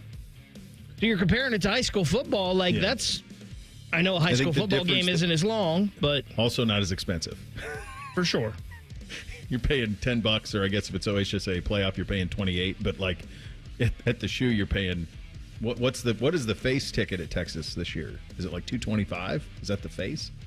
I don't know what it is on the resale. It's massive. I'm not sure it is on the face. I heard somebody say they look. Maybe it was Bone yesterday. Say that he looked on all the secondary sites to see and this isn't face value, obviously, but like the cheapest ticket to get into OSU Texas right now was $390. Yeah. Yeah, that makes sense. If it was night, it'd be higher. This one from our loyal listener, Greg, from Botkins. Covelli Center is undefeated. Good morning, gentlemen. Last week, our boys had volleyball camp at the Covelli Center. If you fellas haven't taken the time to embrace a remarkable experience, then make it a priority. Covelli Center is like Jerry World for volleyball. While we were in Columbus, my lovely wife and I stepped out of the volleyball camp for a couple of adult beverages. The bartender at one of the establishments very friendly explained to us how disappointed everyone in the bar business is that the Texas game is at noon. No kidding. That's me parenthetically. Is there any other profession that you can think of affected by noon experience rather than a night game? All of them. All of them are, of course. Think of all the corporate sponsors. Think of restaurants. Think of bars. If you have a night game, it is an all-day experience. You're not getting there any later for an 8 o'clock game than you are noon. You're still setting up your tailgate at 8 a.m. You're just there for 12 hours. Instead of out in 8 hours. That's the difference. No, everything around campus is affected by it financially. Of course, hugely. Greg is right about the Covelli. It's an awesome place. It is. I think you could easily hold. I don't know if you could do a men's game, but you could easily do a women's basketball game there. It'd be great for that. And I've said it. I think they should play. Awesome. I love the idea of playing the women's games there for a true environment. I think it's great. Yeah. This one from Fred, new investor in useless team. So I think this is in regard to the UFL coming. Mike Rapole, is that how we say his name? Owns many great race horses. Todd Pletcher trains his horses. I know Bo likes horse racing. Thought he might know this investor. I've heard the name. I think we were out at camp when you hit me with that, Bake. The name of the investor of the UFL who's going to try and change it. Oh, Rapole, I think, the body armor guy. Yeah, that guy. So I should have known that from horse racing. Bad job out of me. This one from Zach, OHSAA basketball. Hey, Bo. Baker was talking about the NCAA tournament being watered down with potential expansion. That's exactly how I feel about high school basketball going from 4 divisions to 7. I'm from a small school in Northwest Ohio, home to the all-time winningest coach in OHSAA history, and we went from 4 to 7 this past year. We didn't go to state often, but when we did, the whole town shut down. Seeing guys from our town beat up on Cleveland Lutheran East in the state semis in 2009 is something I'll never forget. I feel like we're about to lose some of that when we make it to state again. Zach, I'll lean on you on this, Bake. I don't think you will. I think it's crazy. I mean, I know that you're used to this because you guys all grew up in Ohio, but the way that the Ohio High School Association historically and the way that the whole enterprise is done here in high school sports is so different from every other place I've been. It's so different than Georgia, so different than Florida, different than Montana. The idea that the conferences still have, you're bound by conferences in those other states, like it's this enrollment determines your conference, not historical staying in the same conference with people with different sizes than you. So it's a quirky thing, the way that it's done here. If your concern is losing momentum for a 1 through 7, I don't think you're going to lose it at all. I think it's going to be awesome, and I really like the idea of teams playing equal enrollments for state championships. And there's just so many teams competing for basketball state championships. The more that have a chance to do so based on their population, I think all for the better. The one thing I'll argue with him on this is it sure didn't seem any less special for any of the teams this past year that won state championships, that made it to the state semifinals and the state championships. So I think it's still going to be special when you make it. 4 or 7, it's still really hard to get to a state championship game in a state tournament. So I don't think you're going to lose any of the special. Not at all. No, I think you'll be just fine. I think your town's going to shut down. You go play for a state title, your town will shut down. Book it. We'll do a little higher, lower coming up next. Bishop and Friends right here on The Fan. A lot of hosts have been on our airways in the past 30 years. Some good, some bad, some really bad. Anyway, sorry for that. The Fan. At Kroger, you never compromise. You get high quality and low prices. Like you never compromise your meal with our spring salad mix that's guaranteed fresh. And you never compromise your budget with lower prices on over 1,000 items. Hand it to Kroger shoppers. You never compromise. Kroger. Fresh for everyone. Athena cantaloupes, personal watermelons, or King of the West honeydew melons are only $2.88 each with your card. Kroger, fresh for everyone. Skyline is introducing a new chicken chili. Come get that world-famous Skyline flavor you love with a new protein option. Try the new Skyline chicken chili on Waze, Coney's, and all your Skyline favorites. At Columbus Skyline locations only while supplies last. Hi, I'm Rick Germain, and it's the Toyota National Sales Event all month long at Toyota West. With over 600 new and pre-owned vehicles available, Toyota West at I-270 and Georgesville Road has the car you're looking for. And right now at Toyota West, take advantage of no payments for 90 days, and every pre-owned vehicle comes with a 72-hour exchange policy plus a 3-month warranty for qualified vehicles. Come see us at the Germain Auto Mall on Georgesville Road or get started today at ToyotaWest.com. No payments for 90 days. Deferred payment. Interest accrued at time of inception with approved credit. Expires 8/31. And we're back talking all things connectivity with Spectrum customers Kev and Melissa. So tell us, how long have you been with Spectrum and how important is a reliable internet connection? We've been Spectrum customers since we moved 12 years ago. The first thing we did is sign up for Spectrum Internet. You get a lease, you get Wi-Fi. Yes, immediately. We need that. We had Spectrum Wi-Fi before our couch got here. That's true. That's a true story. I'll sleep on the floor, but I won't go to bed with no internet. You heard it here. Switch to Spectrum now. It's Wilson from that other window place, and this is the Secrets of Pella podcast. Secrets of Pella. Where we try to expose Pella Windows secrets. Okay, Leslie from Pella, these magical disappearing screens you speak of, what exactly is Pella hiding? Well, hiding the screens is the whole point. All right, cut. The screen just disappears? There's no magic involved? Okay. Get the windows that Columbus homeowners rated the leading window brand at PellaColumbus.com. At Dick's Sporting Goods, we have always believed sport has the power to change lives. Community happens here. Change happens here. Sport happens here. Introducing the all-new Dick's House of Sport, bringing new experiences, new services, and unrivaled selection from the top brands to a new place Polaris can call home. Featuring a rock wall, a Hittrax multi-sport cage, and 3 golf hitting bays. Dick's House of Sport at Polaris Fashion Place. Grand opening celebration August 15th through August 17th.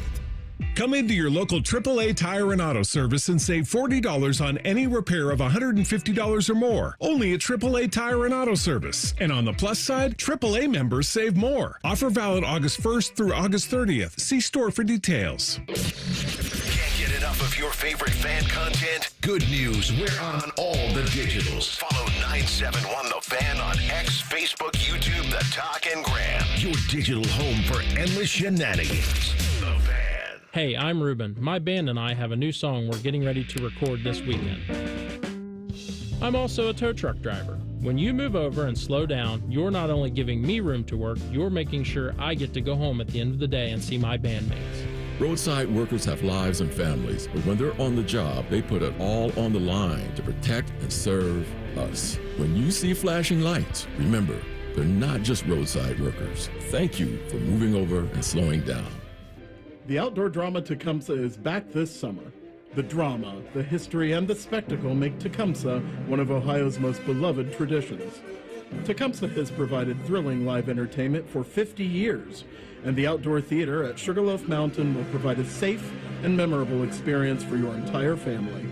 Get tickets now at tecumsehdrama.com. This message is made possible in part by the Ohio Arts Council. Tecumseh, experience the drama. Fan weather. From the Logan AC and Heat Services Weather Center. Another beautiful day for us as we go into your Thursday afternoon. Mid to upper 80s for the highs with plenty of sunshine. We could see a stray shower or two out there, but most of us will again be mainly dry. Mostly clear skies tonight with lows in the upper 60s. And then for your Friday, we'll have highs getting up into the upper 80s to right around 90 degrees with plenty of sunshine in the forecast. For the Fan, I'm meteorologist Meredith Garfalo with your 10 weather impact forecast. The Big Nine was a sad, incomplete place. Enter Ohio State. The rest is history. The Buckeye Show. Weeknights at 6. The Fan. With friends like these, who needs former college football players? This is Bishop and Friends. And we are sponsored by our great friends at Diamond Seller, your true jeweler for over 78 years. Time for a little higher or lower. Hit it, Reese. Bishop and Friends present Higher or Lower. Sponsored by the Waterworks. Call the Waterworks and Header Heating and Cooling today at 614-232-2222 or visit online at thewaterworks.com. So good. Before we get to the American Football Coaches Association of America's Coaches Poll, just a reminder that Monday, shortly after noon, so when we get off the air Monday afternoon, after 12 p.m., the AP will release their preseason top 25. That's right. So just a PSA for all y'all out there wondering, because it's probably not going to look a whole lot different than what I'm about to read to you. This is interesting, too. Like, every time you play that music, you can hear Vern, and you can hear, like, setting the table for a massive game at 3:30 between two ranked teams. When the season opens, you're going to hear that music, and it's going to be Nevada at Penn State. Oh, boy. Unrivaled. The unrivaled Nittanies. That's how it's going to go. All right, we'll start at the top of the coaches poll. Again, the coaches preseason poll. It came out this past Monday. Has Texas with 28 first-place votes. Ohio State at 2 with 20 first-place votes. Penn State at 3 with 14 first-place votes. Higher or lower for the Nittany Lions at 3? So, I think if you weren't us and you weren't aware of, like, let's say you didn't have connective tissue with Penn State and didn't know how they go about their business. Like, for example, let's say you're like Jake Trotter. Jake Trotter's always high on Penn State, and we're always like, dude, don't be. Isn't he running their collective? He might be. I accused him of that 2 weeks ago. I think this is the sweet spot for Penn State. I think there is one team ranked lower that I could make an argument should be number one. But just knowing Penn State the way that we do, to me, there's a ceiling on how high I can put them, and number 3 in the country to start the year is it. I don't trust him. I will say that they are very chesty. I watched that last night on BTN. When they were at their training camp, they're very chesty. They believe that Jim Knowles is the answer to all that ails them, both offensively and defensively. They detailed how he kind of went in and told Franklin and Aller, like, this is how we shut you guys down, as like a self-scout when he was at Ohio State. So they have that now in their building for what it's worth. But I just don't trust James Franklin. So to me, this is as high as I could put Penn State. But talent-wise, they're right there. And they have a returning quarterback. So I do not trust James Franklin at all either. No. But I didn't really trust Ryan Day last year at the beginning of the year. And he got it done. And just based on what they are putting out on the field this year, I would have them higher. I would have, if I was doing my poll, Penn State would be number 2 to start the year. Now, do I think they will finish there? No, I probably don't. But to start the year, what we know, what we've seen, Penn State is number 2 to me. Would you guys do, as a quick aside, if you were doing the AP poll, if you were AP voters, would you do it as, these are who I think are the 25 best teams in the country right now? Or would you do it as, these are who I think will be the 25 best teams in the country in November? I think I have to do it as right now. Yeah. Because we're not doing the poll at the end of the year. Yeah. I would hope that I would be in the same boat. But I don't know if, as you're filling it out, like, that doesn't kind of creep into your head. James Franklin, Dabo Swinney, right? Like, oh, I know. I've done. So I was an AP voter for 2 years, and I did it. Where are you right now? And I would take my poll and tear it up week to week. That's how it should be. That's how I did it. So this is how they are right now, and then the next week I would start over. What did you do this week? Were you impressive? So I had a brand new poll every week is the way I did it. In recent fairness, James Franklin is where they are right now, right? Like, you have to take coaching into consideration, I believe. Yeah. I think the last pass we saw Drew Aller throw was supposed to be a grounded football, and he threw it to a not player on Penn State's team. Yeah, right. So, I get it, the talent returning, the faith in Drew Aller. 14 of you, boy, you're ambitious. Back to the coaches poll at 4, Georgia with 3 first-place votes. At 5, Notre Dame. At 6, Clemson with 2 first-place votes. At 7, Oregon. 8, Alabama. 9, LSU. 10, Miami. Higher or lower for the U at 10? There's a lot to unpack here. So I think you can make a very good argument based on their roster and schedule that Clemson's number 1. That's probably the team I would put at number 1 based on their roster and their schedule and returning quarterback, all of it. The thing that to me doesn't make any sense with this coaches poll, and I'm curious if the AP echoes it, if you're going to bet on the potential and the talent of Texas and Ohio State, and you could make an argument that those two are the 2 most talented teams in the country, Georgia and Alabama kind of in that mix too, and then Penn State's right there. But if you're going to say Texas and Ohio State, we're just betting on their talent, we're betting on young quarterbacks, it's hard for me to understand how Ohio State would be behind Texas. And I think the only reason they are, because Texas has big losses too, a lot of losses. The only reason they are is the Arch effect. I mean, that's really it. They've seen him play 3 games of football, and that's how they're getting the spot. So that part of it, I think Clemson higher. I think LSU should be ahead of both Alabama and Oregon with Nussmeier returning. I give a lot of value to returning quarterbacks, so I would go LSU higher than where they are. Boy, the U. Has anybody fallen faster in a year than Carson Beck? He was supposed to be the number 1 pick in last year's NFL draft. Gets hurt. Georgia really doesn't want him back. Dating a Cavender. She drops him. I mean, he's living well. He's got Lamborghinis and all these things. Does he still have those, though? Because those got stolen. I'm sure he replaced them. This is my guess. He makes a lot of money. But a year ago at this time, you would have said, well, they got Carson Beck. They can go. So to me, Miami's they're a total mystery. Like, what does he look like? I would probably have him behind Arizona State, maybe behind Illinois, because I just need to see it a little bit with Miami first. I'm a show me state guy with them, so I would maybe have them a little lower. So I do think it's a little lower. I was just sitting here real quick and jotting things down. In my initial of writing things down, I had Miami at 11. Just initially. Yeah. I could probably drop them back a couple more, but I had them 11, just real quick, boom, boom, boom. So, yeah, a little lower. At 11, Arizona State, Bo, like you mentioned. At 12, Illinois. 13, South Carolina. 14, Michigan. 15, Ole Miss. At 16, SMU. Higher or lower for Bo's Ponies at 16? Yeah, I think that they get a lot of flack for what happened in the first half against Penn State and probably not enough credit for what happened in the second half of the ACC championship game against Clemson.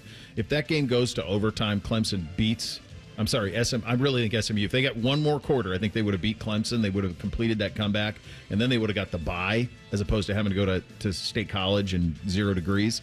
I think SMU's better than 16. Look at just these guys ahead of them. Like, SMU is better than Michigan.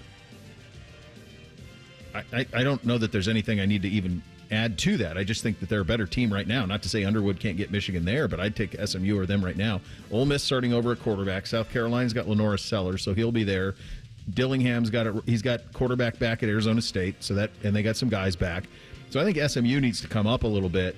I've said it many times. I'm down on Michigan. I think it's going to be a very difficult year for them. And I'm also curious, like, where a team like do teams like Illinois, who finished on such a high note in their bowl game, Michigan, who finished with a high note in their bowl game, is there any carryover to that?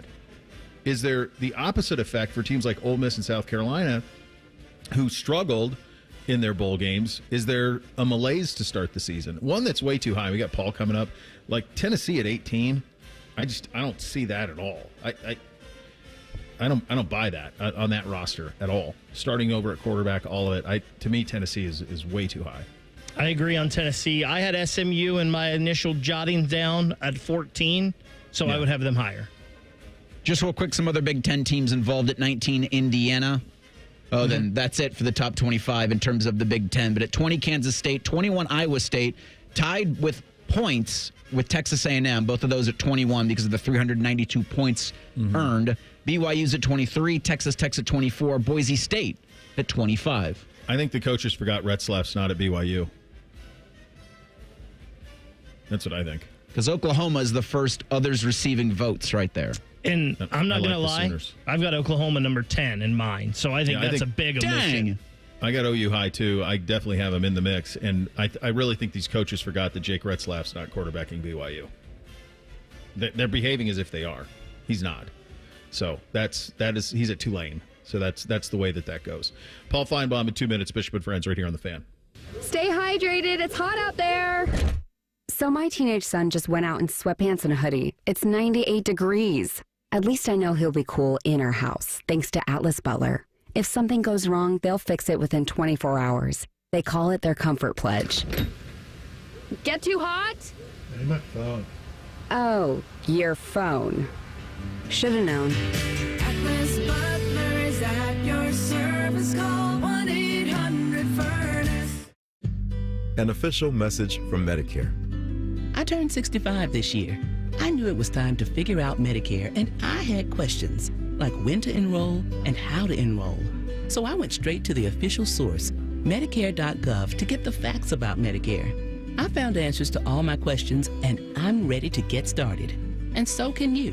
Just go to Medicare.gov to get the real facts about Medicare. Paid for by the U.S. Department of Health and Human Services. Oh, no. That's the sound of someone who's misplaced my debit card. Their debit card. Where did I leave that thing? Not at the gas pump, or the checkout counter, or the roof of your car. Now, if he has the Chase mobile app, he can use Card Lock. Wait, I could just lock my card. Yep, just a few tippy taps on his phone, and that sound, that's peace of mind from Chase. Chase mobile app is available for select mobile devices. Message and data rates may apply. JP Morgan Chase Bank N.A. member FDIC. 1-877 Cards for Kids. KARS Cards for Kids. ready to get rid of that old car? Donate it to Cars for Kids. Call 1-877-CARS-FOR-KIDS to reach a friendly live agent. Donation's super easy, and your car can be picked up as soon as tomorrow. Call us now, 1-877-CARS-FOR-KIDS. 1-877-CARS-FOR-KIDS. Donate your car today. Did you know you can donate real estate too? Bishop and Friends is sponsored by Diamond Seller, your true jeweler for over 75 years. The Fan, Ohio sports destination. Bishop and Friends present college football's most polarizing figure. Listen to me. Hey, Paul, how you doing? Come on back to our show, Tim. The audience hates you. This is ESPN's Paul Finebaum, sponsored by the Roofing Guys. For all your roofing, siding, and gutter needs, contact the Roofing Guys at theroofingguys.com.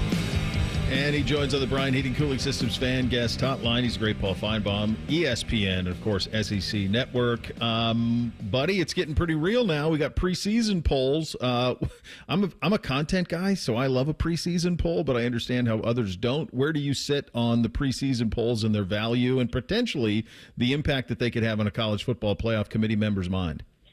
Yeah, though it was just interesting just to see the overreaction as if the coaches poll really affects anything, and I don't think they have a big impact anymore because the committee, like the committee or not, I do think they will look at the polls in spite of all the BS that they tell us as a baseline. But I think what really influences the AP poll in a week or two and the one we saw on Monday are all these crazy magazines that start coming out in March and April, and they just set the pins up. And this year, the pins were Texas and Oklahoma. Texas and Ohio State, and that's exactly where everyone went.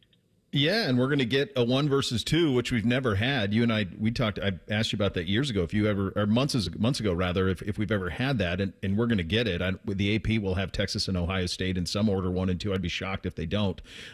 It's a lot on two teams that, while they have recruited very, very well, are starting over at quarterback to a certain degree at Texas and absolutely at Ohio State. But the talent is there. But it kind of speaks to something that's really going to be a theme, I think, of the early part of the season, Paul, is all of these blue blood programs starting new at quarterback. I cannot recall a year like this in my memory. Can you? No, and I think some of the curmudgeons of our industry are discounting that as if none of them have a chance to be good. I saw Trevor Lawrence as a freshman. He was good. We've all seen a good freshman. And by the way, I think the fact that and they're not freshmen, by the way, but they're untested. I saw a guy who had never started a game looked really good in his first start at Alabama named Tua Tagovailoa. Now, of course, he did come in and start the second half of the national championship game. So I think in Arch's case, I don't believe there's as much pressure on him. I think there might be a little bit more on Julian Sayin only because he has not had the kind of experience. But whether playing at home means anything, I'll leave that to you. But I don't think it makes that big a difference. Yeah, I mean, it would be different, I think, if it was at night. I think at noon there's a little bit of a muted. I think the fans here will do the best that they can. It'll be very, very loud and hostile, and certainly a new experience for Arch playing in something like that. But, speaking of Arch, Archie Manning, grandfather, saying today what we've all known in the college football world. Buddy, the amount of conversation I have with NFL people about, we're tanking for Arch. I'm like, well, you better do it after 2026 because that's when he's going to play 2 years at Texas. And Archie said, yeah, he's going back. He's going to play 2 years. That opens, though. I think that does Sark a lot of good to get that out there because now he has this 2-year window with Arch Manning. And now does that at all take some of the pressure off Texas and Arch this year? Because we haven't seen anything like this. We don't see this very often where there's this type of ballyhoo over a prospect. No, and I think what it does put pressure on are morons like Colin Cowherd, who had the scenario all perfect about 2 weeks ago. And that was never going to happen. And listen, I've been around this family forever. I don't know if I've ever been more shocked 25 years ago when Peyton Manning, or 20 years ago, whenever it was, when Peyton Manning showed up. May have been 30 years ago. I have no earthly idea. When Peyton Manning showed up. Almost 30. And announced that he was coming back for another year at Tennessee. For the young people in the audience, he was automatic number one draft choice, unequivocally. And he said, no, I'm coming back for one more year. And I think if you're looking for a precedent with Arch, just look at 2 years ago when inexplicably Quinn Ewers decided to come back one more year. Any other player would have said, I'm gone. I'm out of here, because Arch Manning had been led to believe he wouldn't be there, but he stuck it out. So I think that's why you do have to believe Grandpa Archie. What can you tell us about the Peyton Manning experience at Tennessee and how it's a different time, no social media, no 24/7 coverage, none of those things. But what can you tell us about what that was like when Peyton, that's blue blood Southern royalty, the Mannings with Archie. What was the Peyton Manning experience? And maybe a little bit too on Eli, if you have some thoughts on that, what that was like at Ole Miss too. Interestingly, Peyton connects pretty well to Arch. And I say this because even though everyone wanted him, the whispers were, he's not that good. He played at a private school in New Orleans. Stop me if you've heard this before. I remember interviewing him as a high school player, and it was hard to believe he was going to be that good. He got up there, the starting quarterback who went on, Todd Helton went on to a big-time Major League Hall of Fame career, got hurt. Peyton went in. I think they lost the game, but after that, he put it together and was just remarkably accessible. I remember I was doing a local TV show in Birmingham in addition to writing, and after Tennessee beat Alabama for the first time, Peyton, of course, went in and led the band. You've seen those pictures. And I ran into him in the locker room, and I knew him through his father, and he said, hey, you need anything? I said, yeah, we actually let Peyton Manning do what's called the cold open on this terrible TV show I was on. And I'm thinking, that was amazing. This guy in college, but he had an eye for the media. He knew where he was going in addition to an NFL Hall of Fame MVP career. Eli was a little different because Eli followed Archie, and they were ready for him because I think there was a few people in Oxford who were really hurt by Peyton Manning going to Tennessee.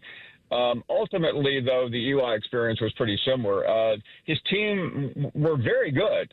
He had a shot at going to the SEC championship game. It came down, not to get you too deep in SEC lore, final Saturday of the season, Eli versus Nick Saban on the sidelines at LSU, and LSU won the game. I believe Cooper Manning had already started there, so it was a year or two. That is Arch's father. But everyone fell in love with Eli, and the stories were legendary, not so much about how well he played on the field, but off the field. Paul, I was reading something in Texas Monthly, and you knew this, but just for our audience, it came down to Georgia, Alabama, and Texas for him. Do you think and I'm asking you to get into Nick Saban's head a little bit here, but if he went to Alabama, is Saban still there? Yes. I don't think Saban could have walked away from this because I really believe, and I don't know this, but I think he would have had to have given a commitment. I'm not going anywhere. And I'm sure Julian Sayah doesn't feel too good about that now.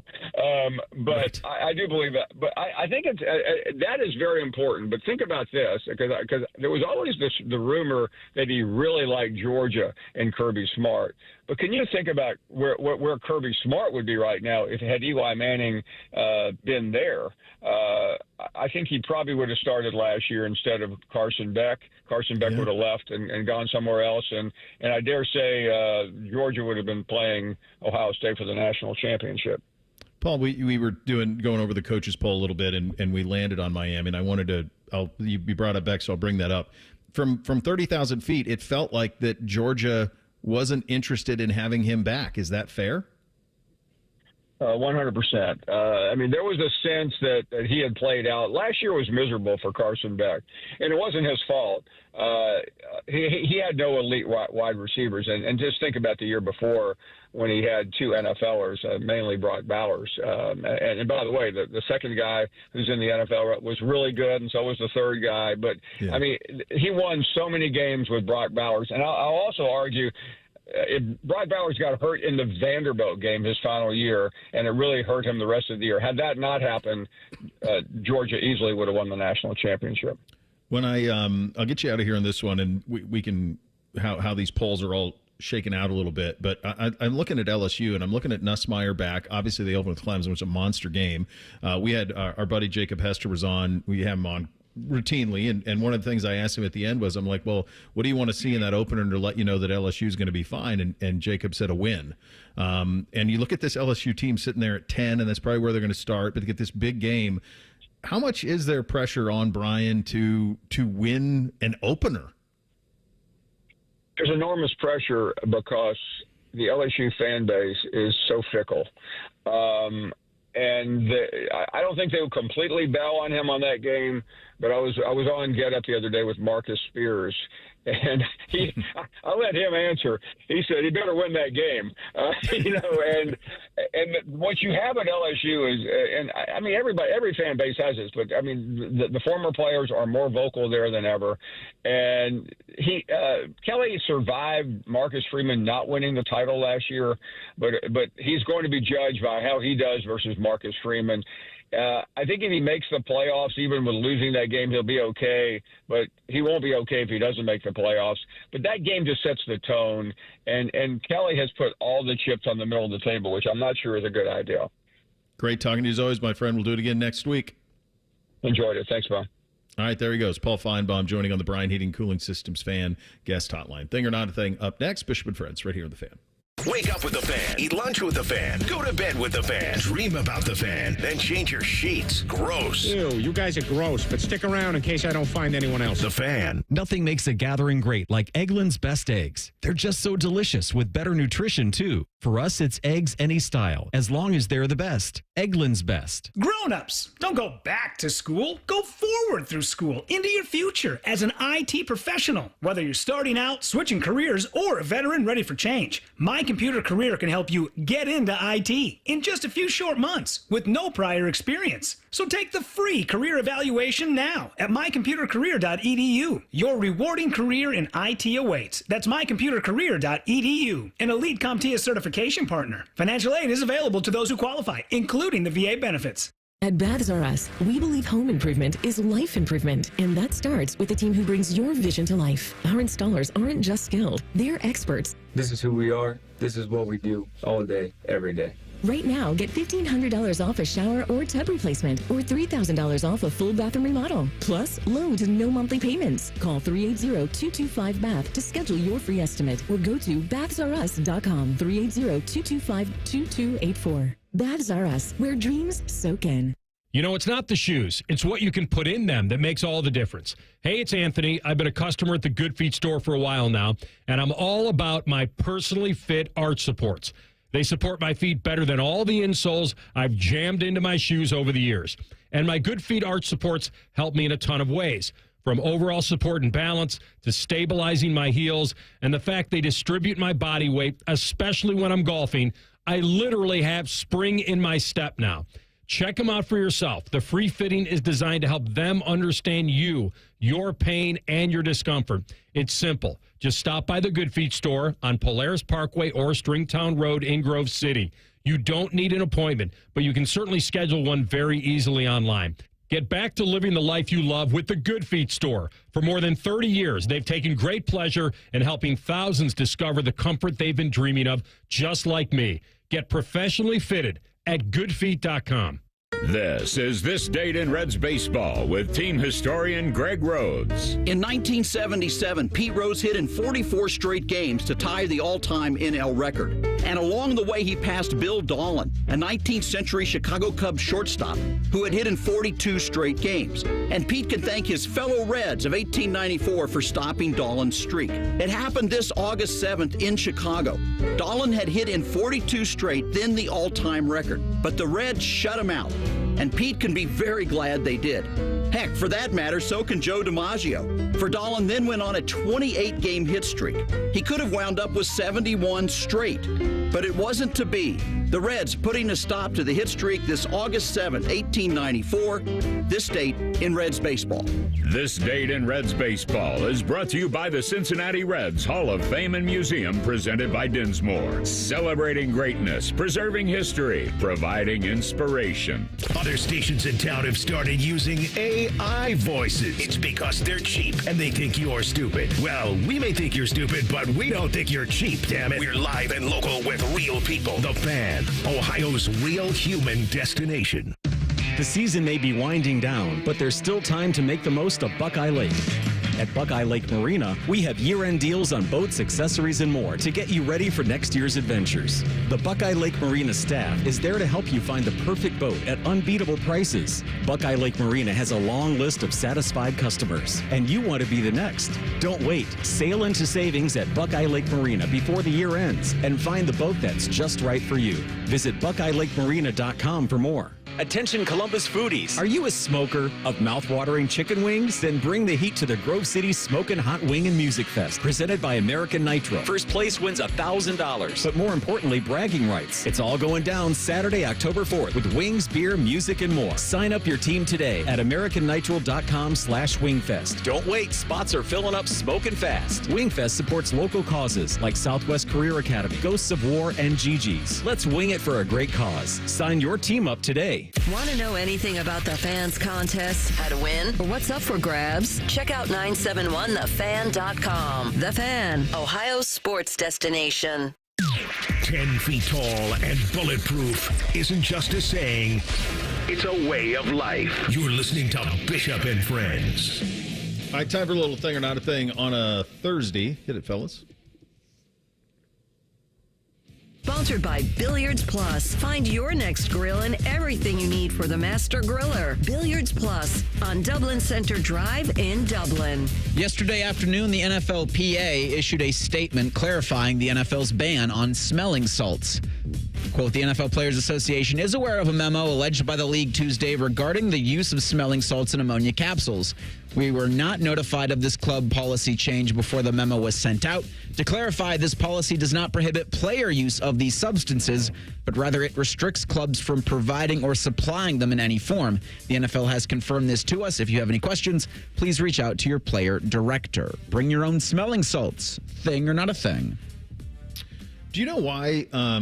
Well, I don't think this is a thing. This doesn't affect me in any way. I know that Tyvus had a very strong view of it, and I know a lot of players do. George Kittle, chief among them. What I'm curious about is what made the NFL decide to ban it in terms of them providing it. What was the thing that said, okay, yeah, well, we can't do that anymore. We're not. You can use it. We're just not going to supply it. What was the thing that caused that? I don't have the answer to that. I believe what I heard is they said that it would help players hide concussion symptoms. So it was something with that. Dude, they have come. The helmets that those guys use have come so far from where they were 15 years ago. Like, you know how they use like the Guardian caps for practice and stuff? There are helmets that they use that are more effective than Guardian caps. I mean, that's just the real truth of it. So, like, so much of this concussion stuff, I think, is optics. When I read this, I felt like this is something the Cincinnati Bengals would do. Not the whole league. Like, listen, we don't care if you guys have this here on our site, but you're going to have to bring your own. Like, we're not going to fit the bill for that. You guys are going to have to take care of this. I mean, that's literally, when I heard this, that's what I thought of. Like, this sounds like the Cincinnati Bengals, like the NFL are trying to be the Bengals. You picture, like, Joe Burrow, like, bringing his Gatorade bottle because they don't supply him with one, so he's got to bring his own bottle like a 7th grader. You pack your lunch. Ridiculous. You have your snacks, Joe? Joe, what are you going to, you bring your snacks for lunch? Your orange slices? That's at Mike Brown's daughter's meeting with some of the players, or like the players on the leadership committee. She's like, you can either have Uncrustables or smelling salts, but you can't have both. And we'll charge you for both. We don't have money allocated in the budget, so pick one or the other. You guys are getting more guaranteed contracts now, so we're going to have to cut back on the smelling salts. I saw this morning. Aaron Donald on an Instagram post said, if Micah Parsons goes to the Rams, I might have to call my agent and get in football shape. With that D-line, we'd be unreal. And he's got several emojis, including a fire one. Then Micah Parsons responds, man, don't tell me information like that. And he tags his agent. Thing or not a thing? Not a thing yet. trade compensation. All right, this is what I was curious about. I wanted the. All right, so the Khalil Mack. The last time we had one of these was Khalil Mack, and the Bears traded for Khalil Mack. They sent the then Oakland Raiders 2 first-round picks, a third-round pick, and a sixth. So if you were the Rams and you had this roster, and you have those studs that they have on defense who they drafted, and your mentality is blank them picks because you draft so well, you can do that. Would you give up 2 1s, a third, and a sixth for Micah Parsons? I mean, yeah, blank them picks. I feel like I might. Yeah.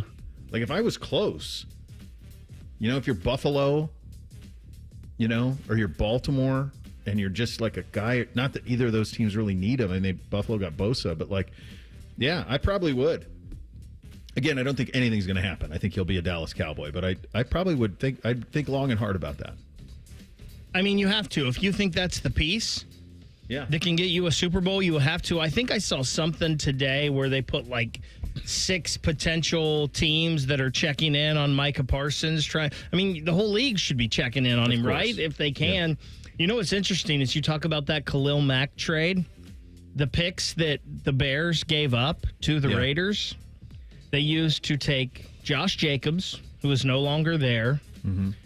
In the 6th round, they took Blasson Austin. Okay. That ended up, the Raiders traded that pick to the Jets. Then in 2020, they took Damon Arnett, obviously no longer there. Yeah. And then in 2020, in the 3rd round, Brian Edwards, who I don't think has ever done anything. That John Gruden drafting is insane. Him and Mike Mayock running those drafts for the Raiders was insanity.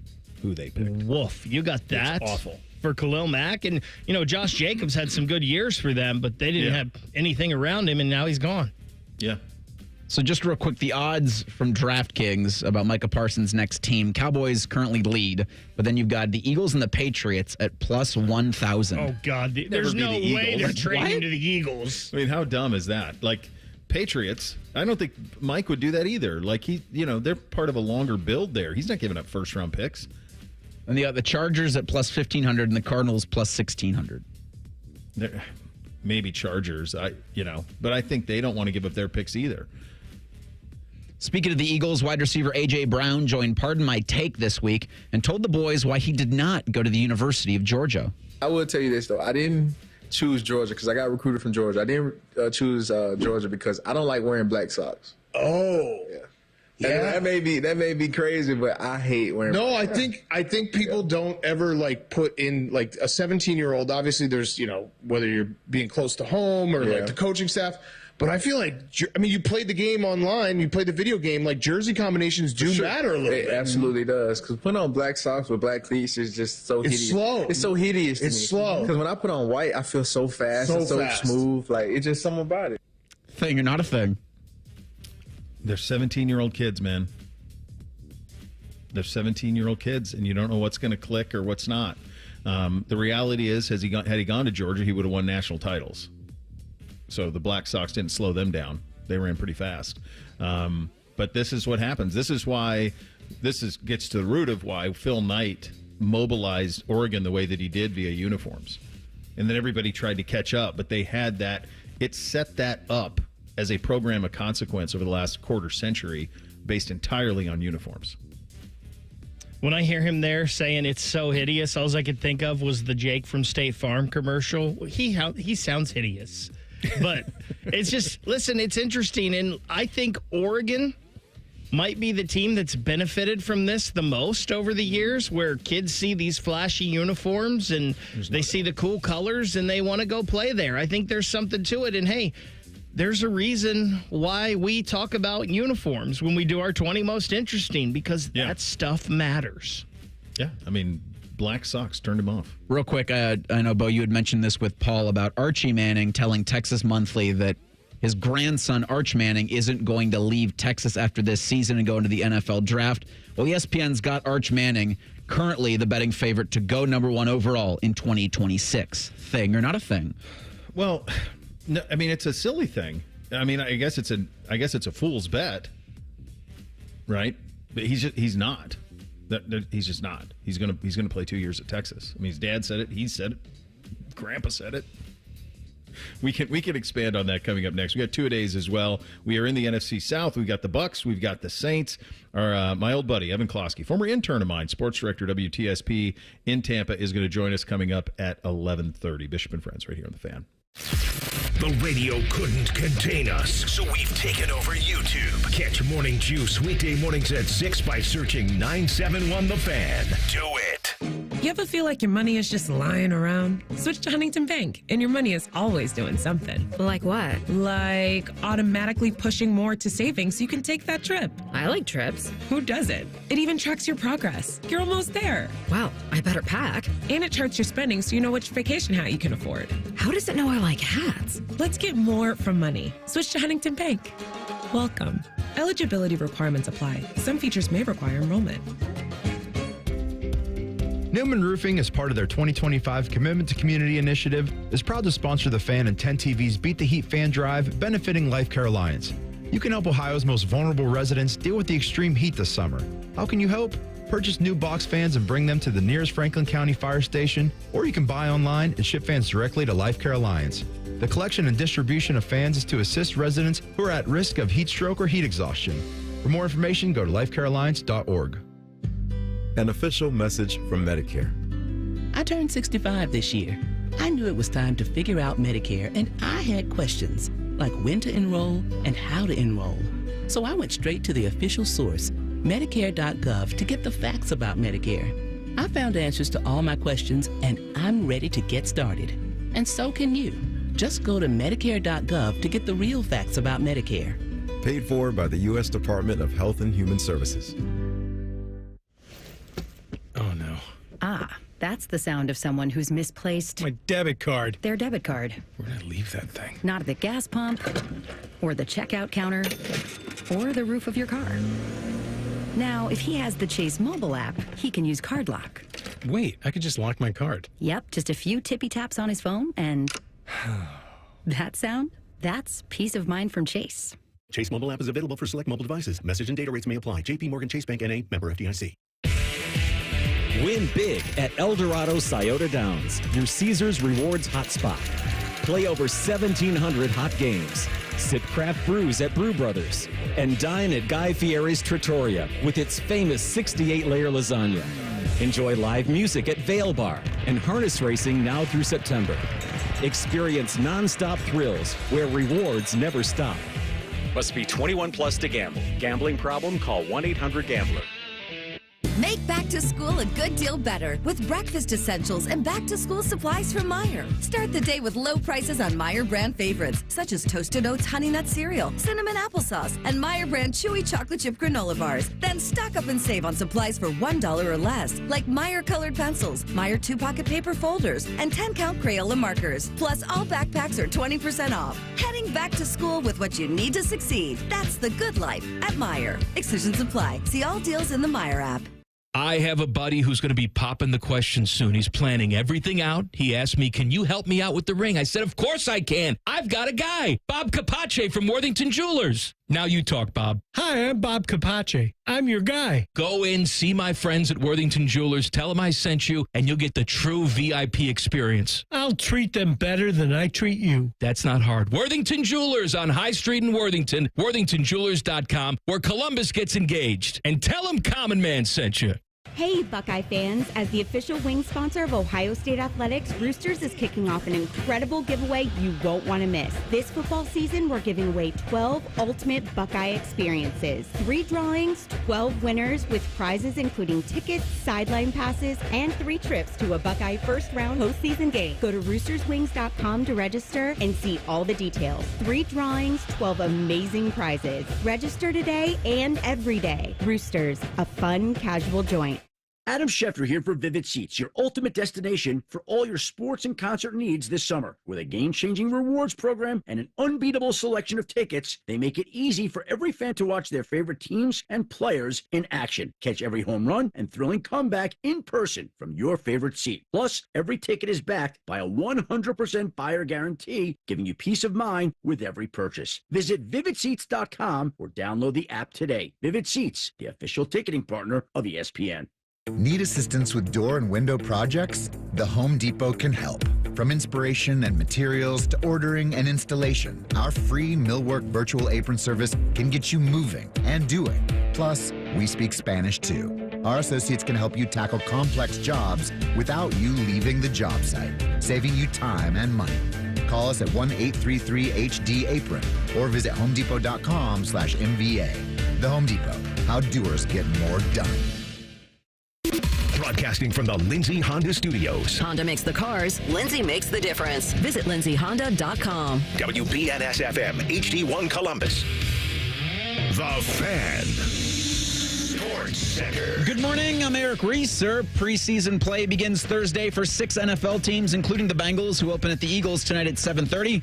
Cincinnati is expected to start Joe Burrow, who is expected to play several series tonight and even more in their second preseason game. That'll be 1 week from Monday in Washington. The Browns are in Carolina for joint practices with the Panthers. Cleveland's going to start Shedeur Sanders tomorrow night in their preseason opener at Carolina. You can hear that game over on ESPN Columbus with coverage Friday night at 5 o'clock. In baseball tonight, the Reds begin a 4-game series in Pittsburgh against the Pirates. First pitch Thursday is 6:40. Paul Skeens is going to go for the Buccos opposite Brady Singer for the Reds, who are 5 games above 500. You can hear that game on The Fan following the Buckeye Show. This update sponsored by BMI Federal Credit Union. Rates as low as 5.54% and a $400 bonus when you refinance your auto loan with BMI Federal Credit Union. Breaking sports news when it happens on The Fan, Ohio sports destination. Keep your friends close and your producers closer. You're listening to Bishop and Friends. All right, final hour here on a Thursday. Before we get to two-a-days, you guys are both you're both Browns fans. Would you sign up for a 2-year tank for Arch Manning right now? No. No, because you just don't know what he is yet. You haven't seen enough of him. Yeah. And I know you've said this before. Nate Davis said it eloquently yesterday. Tanking doesn't work. I think you said it. Nate agreed with it. Yeah. But it won't work. Yeah, it's a two-part. It's two prongs of a similar conversation. There is a conversation to be had of, does tanking work? The answer to that is it works if the year that you tank, you get Peyton Manning. Then it works. That works. That's it. But so that's the reality of that. The other part of it, though, is, and this is kind of the other conversation that I didn't get a chance to get into with Nate, but like I do think a draft lottery would be really cool in the NFL. I mean, we're in the content business. I would love... Give me some ping pong balls. I would love that. Like, and I think that would...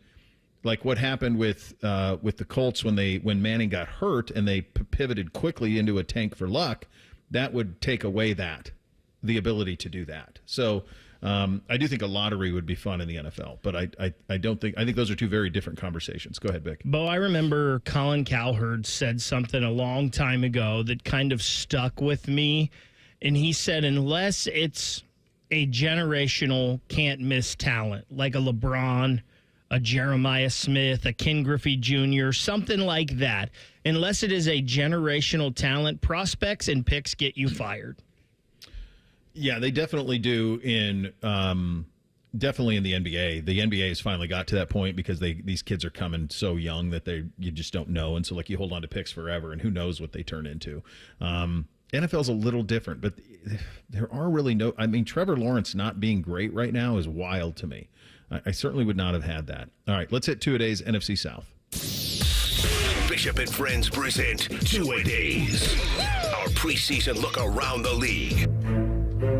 All right, this is all pretty prescient because of the team we're going to talk about first. We're going to spend more time on the team we're going to talk about next, which will be the Tampa Bay Buccaneers.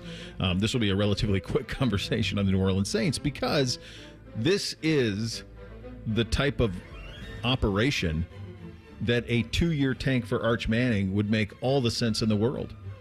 They're 5-12. They have been in cap hell for a while. They're finally transitioning out of the post-Breeze, let's try with Derek Carr, put things together around Alvin Kamara. Like they're past that. They've punted on acquiring quarterback help. They drafted Tyler Shuck, but they punted other than that. And so here they sit, and I'm looking at them, and I'm going like, boy, why couldn't this team be bad for 2 years? And if the payoff is the most famous on a very short list with like who? Trombone Shorty and whoever else of New Orleans residents. Who's more famous than the Mannings in New Orleans?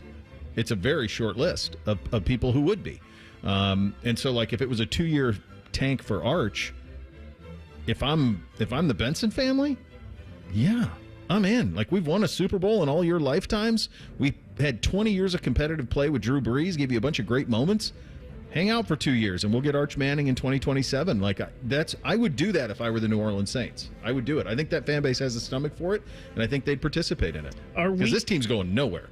Are we convinced, like, say the Saints, and I think they have a really good shot of getting the number 1 pick this year? Yes. Are we convinced, like, Arch wouldn't come out for that? Yes. Yes.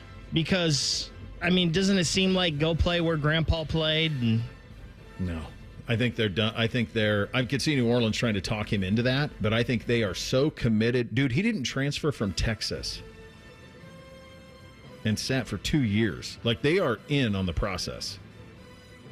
And also, I don't know how hard New Orleans is going to have to try to tank. Just looking over their roster, they're going to trot out everybody and try to win football games because they've got pride with a lot of those players that have played a lot of NFL football, but they're just terrible as a unit.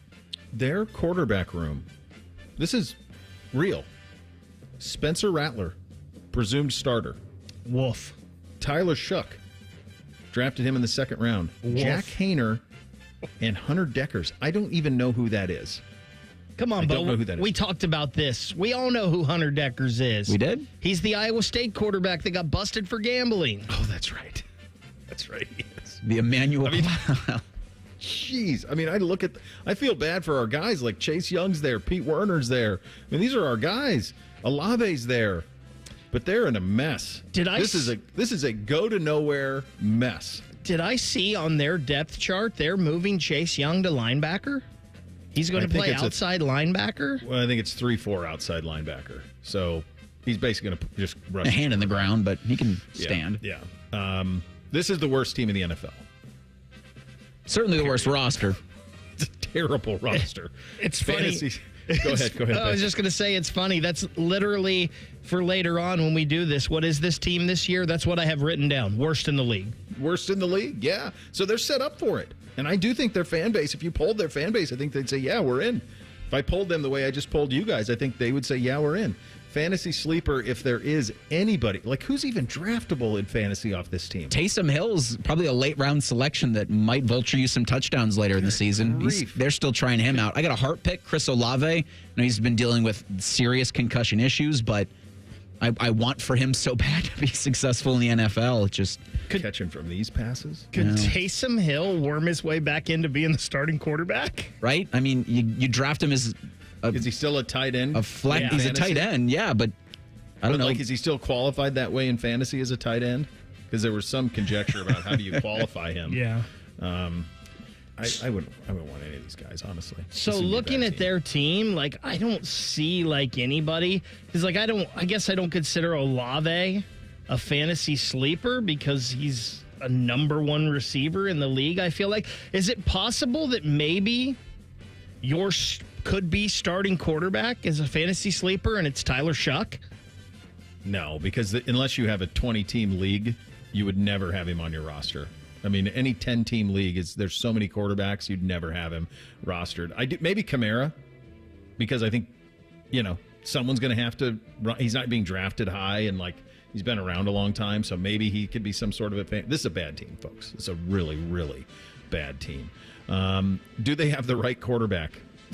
God, no. I don't know if any of these guys would be a backup on another team. This is honestly one of the worst quarterback rooms I've ever seen in my life in the National Football League. That's why I brought up because it reminds me of when the Browns trotted out Kessler, Osweiler, and Kaiser. That's what it reminds me of. It's like there's just no chance here in any way. There just isn't. Coolest player to ever wear. They got a lot of cool players to ever wear the Saints uniform. Big. See, I feel like I don't think of cool when I think of New Orleans Saints players. You like Pat Swilling and Ricky Jackson that. They were I'll be damned. I mean, I'm going to have you besmirch. Have you ever seen Arch Manning? Archie Manning? I know, old but man? That was before my time. But Arch Manning might be the right answer. I'm going to go with Reggie Bush, though. I think Reggie Bush is the coolest that's ever put it on. And he was dating Kardashian when he first got drafted there. So that's a pretty good combo platter. We go with Drew Brees. I mean, putting him in a New Orleans Saints uniform, it's the ultimate, like, sliding door moment in the NFL and really even in college football, because had Saban been able to land Drew Brees in Miami, well, that changes really even the SEC. He was going there. He couldn't pass the physical, so they went with Culpepper instead. Just in that moment, Drew Brees kind of gets there. You know, they're dealing with Hurricane Katrina and the aftermath and the effects of that, and really kind of the city gets behind this football team to go win a Super Bowl. Buddy, if Drew Brees doesn't go to the New Orleans Saints, I don't think they're the New Orleans Saints. I think they might be the San Antonio Not even in Saints. that city, yeah. Yeah, I think it's one of the all-timer. I think the Drew Brees signing is one of the all-time sliding doors moments in sport. That one. Because what it did because Saban then goes to Bama. He would just stayed at Miami. Like, there's so many things that all come off of that. I'm going to go Archie Manning. But I do remember, like, there was a time when Brees was with the Saints when you'd see, like, the cool on the back of the jerseys. Instead of saying Brees, it would say 9. It would say cool. Cool Breeze, which I thought was pretty cool. What is this team this year? I think we've made it abundantly clear, Bick. Bad. Yeah. 5-12 last year. Worse this year. Yeah, they're going to pick number one this year. Next two, really. They could be really in the mix. Franchise grade on the Saints, Bick. So I had it written down as a C, but I think you talking about Drew Brees pretty much saving the franchise. I think I'm going to drop it down. C-. I got C+ because I had it as a C, and then thinking about Drew Brees and just what that organization's over the last 25 years. I mean, it's very tough to think about what they are now and think like that was the New Orleans Saints in 07 and 08. So C+. Here's the thing about the Saints. You know how we say a lot of times about like the Browns or the Packers or the Bears, like the Steelers, the Bills, like there's a very college football feel to their game days. It feels like that. There's an environment around those games. New Orleans, if you want an NFL experience that feels like a Southeastern Conference experience, this is the one. Saints games, the city shuts down. It is a citywide tailgate. They love their Saints. It's really cool. It's very, very cool. So I'm going to go B- on this. I'm fond of the city of New Orleans, too. I just think they got an excellent fan base. There's a rhythm to it. There's a feel to it. They definitely have an identity. And I do think part of the reason one of the reasons that they probably, if Brees doesn't go there, a lot of that had to do with Katrina, right? Like that had something to do with that as well. But like the support has always been lights out for that franchise. We'll continue two-a-days in Tampa Bay with the Buccaneers. Emeka Buka having himself a camp, kids. We'll get to that coming up next. Bishop and Friends right here on The Fan. We're the highest rated sports radio station in America. There's no joke there. We just are. The Fan, Ohio's sports destination. Men, summertime is here, and that means vacations, summer barbecues, outdoor parties, camping, beaches, and so much more. This is Jeff for Tri-State Men's Health, and if you're like many men, you may not be feeling like yourself this summer. Perhaps your energy is low and you aren't sleeping well. Maybe your workouts aren't as good as they used to be. And if what I'm describing is you, it's very likely you're suffering with low testosterone. But low T doesn't have to affect you anymore. Just call Tri-State Men's Health, get treated, and see how it changes your life. If you're like most men, you'll feel so much better. Deeper sleep, improved vitality and clarity, greater strength and energy, and an enhanced sex drive as well. So call us. Just $99 gets you a PSA and T-test and a medical consult. And if you start on testosterone the day of your appointment, your visit is free. Call 800-900-9654. That's 800-900-9654. Or go to tristatemenshealth.com. We have 6 offices across the tri-state area to serve you. Hi, I'm Rick Germain, and it's the Toyota National Sales Event all month long at Toyota West. With over 600 new and pre-owned vehicles available, Toyota West at I-270 and Georgesville Road has the car you're looking for. And right now at Toyota West, take advantage of no payments for 90 days, and every pre-owned vehicle comes with a 72-hour exchange policy plus a 3-month warranty for qualified vehicles. Come see us at the Germain Auto Mall on Georgesville Road or get started today at ToyotaWest.com. No payments for 90 days. Deferred payment. Interest accrued at time of inception with approved credit. Expires 8/31. At Kroger, you never compromise. You get high quality and low prices. Like you never compromise your meal with our spring salad mix that's guaranteed fresh. And you never compromise your budget with lower prices on over 1,000 items. Hand it to Kroger shoppers. You never compromise. Kroger. Fresh for everyone. You can save big on 12 packs of Coca-Cola, Pepsi, or 7-Up. Select varieties are $5.99 each with your digital coupon. Kroger, fresh for everyone. It's Wilson from That Other Window Place, and this is the Secrets of Pella podcast. Secrets of Pella. Where we try to expose Pella Windows secrets. Okay, Leslie from Pella, with this easy slide operator, I can slide open this window with just one finger. What are you guys hiding? Well, we're not hiding anything, but that slide is cool, right? All right, cut. Leslie, it is so cool. Look, I'm opening it with just one pinky. Get the windows that Columbus homeowners rated the leading window brand at PellaColumbus.com.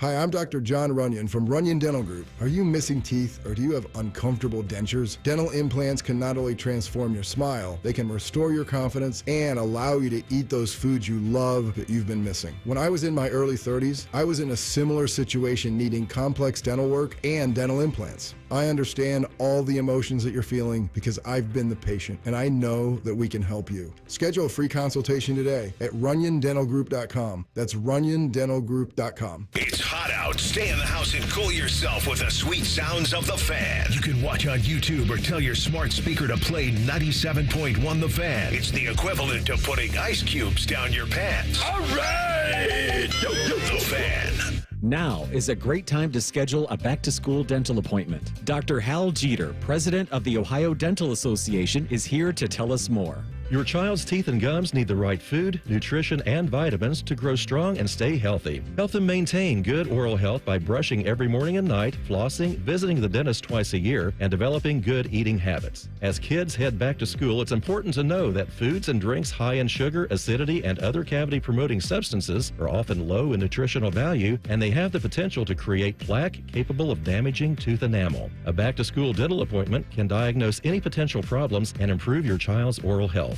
Ohio Dental Association member dentists are located throughout the state, are dedicated to providing the highest quality dental care, are bound by the highest ethical standards, and obtain superior ongoing education and training. Ask if your dentist is a member of the Ohio Dental Association so you know you are being treated by the best. To find an ODA dentist in your area, visit ODA.org. Fan weather. From the Logan AC and Heat Services Weather Center. Another beautiful day for us as we go into your Thursday afternoon. Mid to upper 80s for the highs with plenty of sunshine. We could see a stray shower or two out there, but most of us will again be mainly dry. Mostly clear skies tonight with lows in the upper 60s. And then for your Friday, we'll have highs getting up into the upper 80s to right around 90 degrees with plenty of sunshine in the forecast. For the Fan, I'm meteorologist Meredith Garfalo with your 10 weather impact forecast. If you haven't thought about Buckeye football today, I'm sorry to tell you that you're dead. Our condolences. Your home of the Buckeyes, The Fan. Taking the art of sports radio and day drinking to a whole new level. You're listening to Bishop and Friends. All right, 2 days continue. We wrap up the NFC South in Tampa. You guys watched Eastbound and Down, didn't you? Sure did. Bake, did you watch Eastbound and Down? Yeah, a long time ago. I can't now, ever since that, anytime I say Tampa, I think of Stevie Janowski saying to Kenny, Tampa, we're going to Tampa. It's in my head every single time I think about saying Tampa. So we have Kenny Powers and Stevie Janowski to thank for that. Look, these guys have been the valedictorian of summer school. This has been a bad division. They had the Super Bowl championship with Brady where it all came together and all they were missing was a quarterback, and then the best one of all time became available, shockingly and quite honestly, stupidly. So they took full advantage of that. They had the Jameis years. And then you look at this roster and they just stumble into bake. And that's what it is. It's nothing more than a stumble into bake.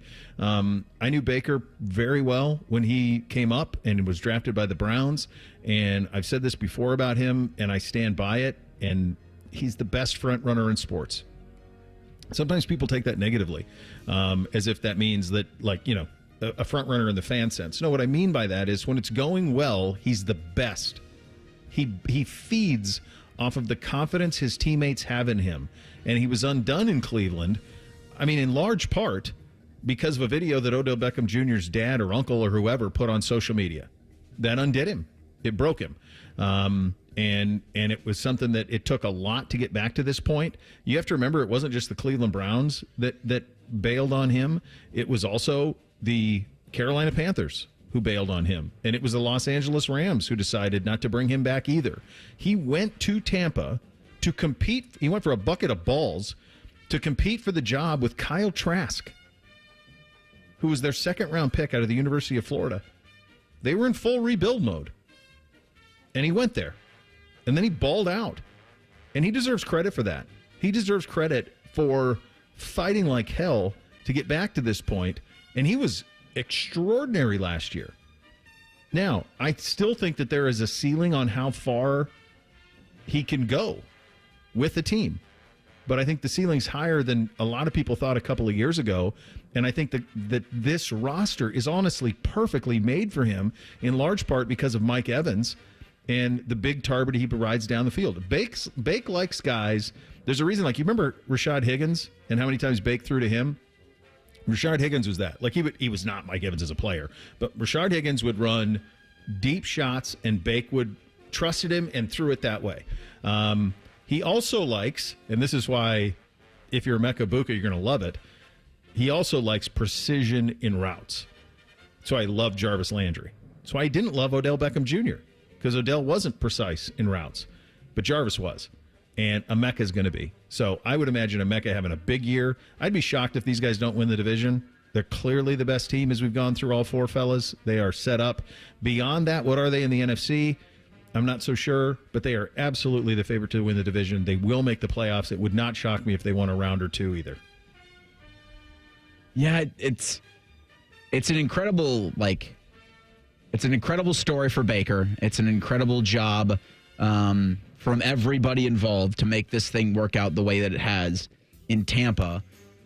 There's so many things that just went right for this Buccaneers operation post Tom Brady. Even getting to, having Tom Brady fall in their lap, really. Right. Like, the incredible amount of luck that this Buccaneers organization has had is incredible. It is an incredible luck. That's why I keep saying the word incredible. But you have to take advantage of it, and they've done that so far. And I've said this after the first round of the draft. I've said this after the draft was concluded. Like nobody, in my opinion, from Ohio State did a better job or found themselves in a better spot to have a long-term job than Emeka Egbuka with this Buccaneers offense that has Mike Evans and Chris Godwin.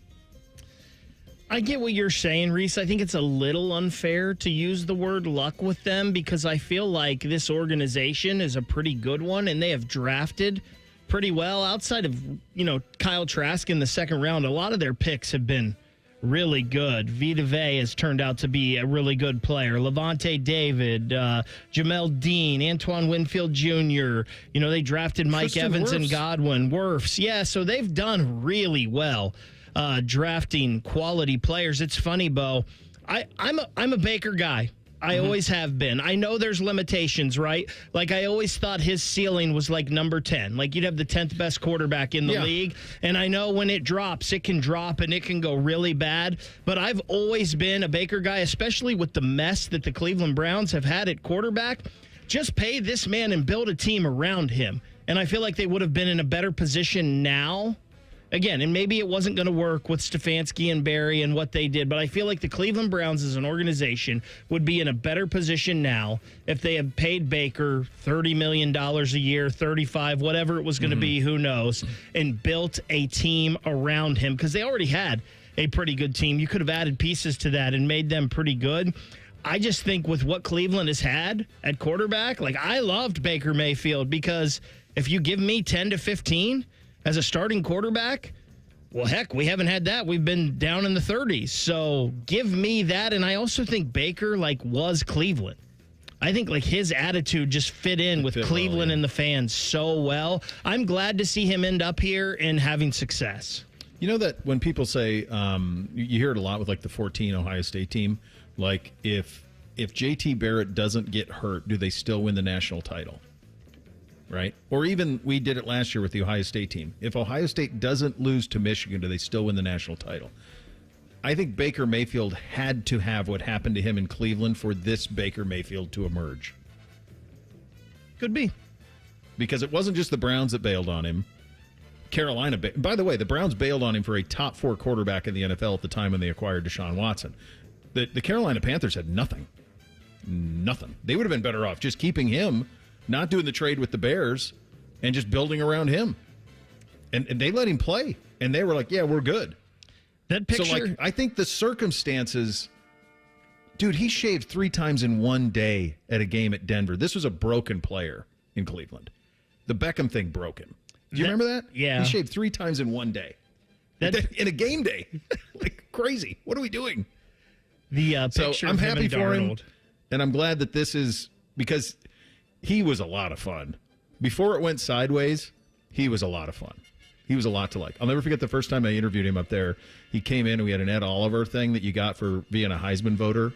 And it was like Ed Oliver on a horse. And he goes, what's Ed Oliver doing on the desk? And I said, oh, I'm a Heisman voter. And he goes, yeah, me too. And I thought, God, that's great. That's a great line. That was so good. Let's hit the categories on the Bucs. Fantasy sleeper. Who do you got, Bake?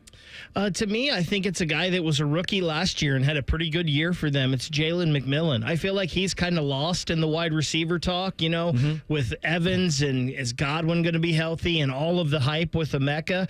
Jalen McMillan's a pretty good player, and him and Baker had some pretty good chemistry. I still think there's enough football to go around to feed him a little bit, too. I don't know if this is much of a sleeper. I just wrote Emeka. Yeah, I mean, he'll be their third option. I don't know how many people are taking him early, but if he's there, I think you run to draft him in like the 4th or 5th round, maybe 6th. Well, Godwin's still hurt too, so we don't know when he'll be back. So no, I think Mac's going to be him. I don't know if he's a sleeper either. I just am really high on him. I think he could catch 90 passes. I think he'd be massive this year for him in Tampa. Coolest. Do they have the right quarterback? Go ahead, Beck. I think they do. Yeah, they do. Yeah, I think he fits. All of it fits. Coolest player to ever wear either the pewter and red/orange or the creamsicle. There's a couple different ways I could go in this, but I've always had an affinity for Warrick Dunn. Mm-hmm. And I couldn't say Warrick Dunn for the Falcons, so I'm going to say Warrick Dunn for the Buccaneers. Growing up, I loved Mike Allstott. That was a heck of a backfield. I mean, that was, yeah. Allstott was just so cool. He's a precursor to Peyton Hillis. I'm going to go Derek Brooks here. You could get some talk for Warren Sapp, but I just remember Warren Sapp had the worst breath on the history of the planet. And I could never shake it. Derek Brooks is a pretty good dude. So I'll go Derek Brooks on that one. What is this team this year, Bake? I don't think it's a lot different from last year. Maybe a game better. I think they win the division. I think they're a playoff team. So I've got them 10-7, 11-6, right in there. Yeah, that's where I had them, 10-7. I mean, I think that was their record last season exactly. So they could be 11-6. I'm interested to see with what happens with the Panthers, because I think there are a couple of games for Tampa in their schedule against teams in the division that could be squirrely, but the other 3 teams. Well, New Orleans is a bye, so that's really beneficial. Even if Atlanta and Carolina make steps, they're still behind these guys. Yeah, they're a division winner. They're a playoff team. To me, the ceiling feels like the NFC Championship game, depending on their path. But I mean, that's a lot of fun. Franchise grade for the Bucs, Bake. Man, there was a time when this was no doubt an F, right? Most but of our young life, yes. They've really turned it around in the past 20 years. I give the Bucs a B-. I'm going to give them a B. I think with what they've done, I mean, I think they did get lucky landing Tom Brady, but Baker, to your point, they had the team around him that made it an appealing destination for touchdown Tom. And then what they've done in keeping a lot of that roster together, what they've done in drafting, and then landing Baker Mayfield when they did and making the most of his kind of fourth life in the NFL, like that's a serious organization doing that's a B. I think the only thing that keeps them out of the A is just the history, but I think over the last 25 years, they're an A franchise or just below it. So I think you guys have the right read on this. I think the Dungy hiring was just critical for them, like when they hired him and how he just kind of, the drafting of Brooks and Sapp and Dunn and all of that stuff kind of happening at the same time. Like it all just worked, and they've been riding that wave for over 25 years now. Former intern and current sports director, WTSP in Tampa, Evan Closky, going to join us on this in 2 minutes. Bishop and Friends, right here on The Fan. Skyline Skyline is introducing a new chicken chili. Come get that world-famous Skyline flavor you love with a new protein option. Try the new Skyline chicken chili on Waze, Coney's, and all your Skyline favorites. At Columbus Skyline locations only while supplies last. Hey, what's up? It's T-Bone, and I've got a public service announcement for your taste buds. The legendary Sanders Bumpy Cake is finally here in Ohio. Yes, that Sanders Chocolate Fudge Bumpy Cake. Rich devil's food cake topped with smooth buttercream bumps and smothered in thick chocolatey fudge. I'm getting hungry just thinking about it. It's the dessert you didn't know you needed until now. Perfect for your next barbecue, tailgate, or a family function. And if you've never had one of these, well, trust me, once you try it, you're going to be hooked. Grab your Sanders Bumpy Cake today at Kroger or Meijer and taste what the hype's all about. At United Dairy Farmers, peach is our most popular ice cream, and once you taste it, you'll know why.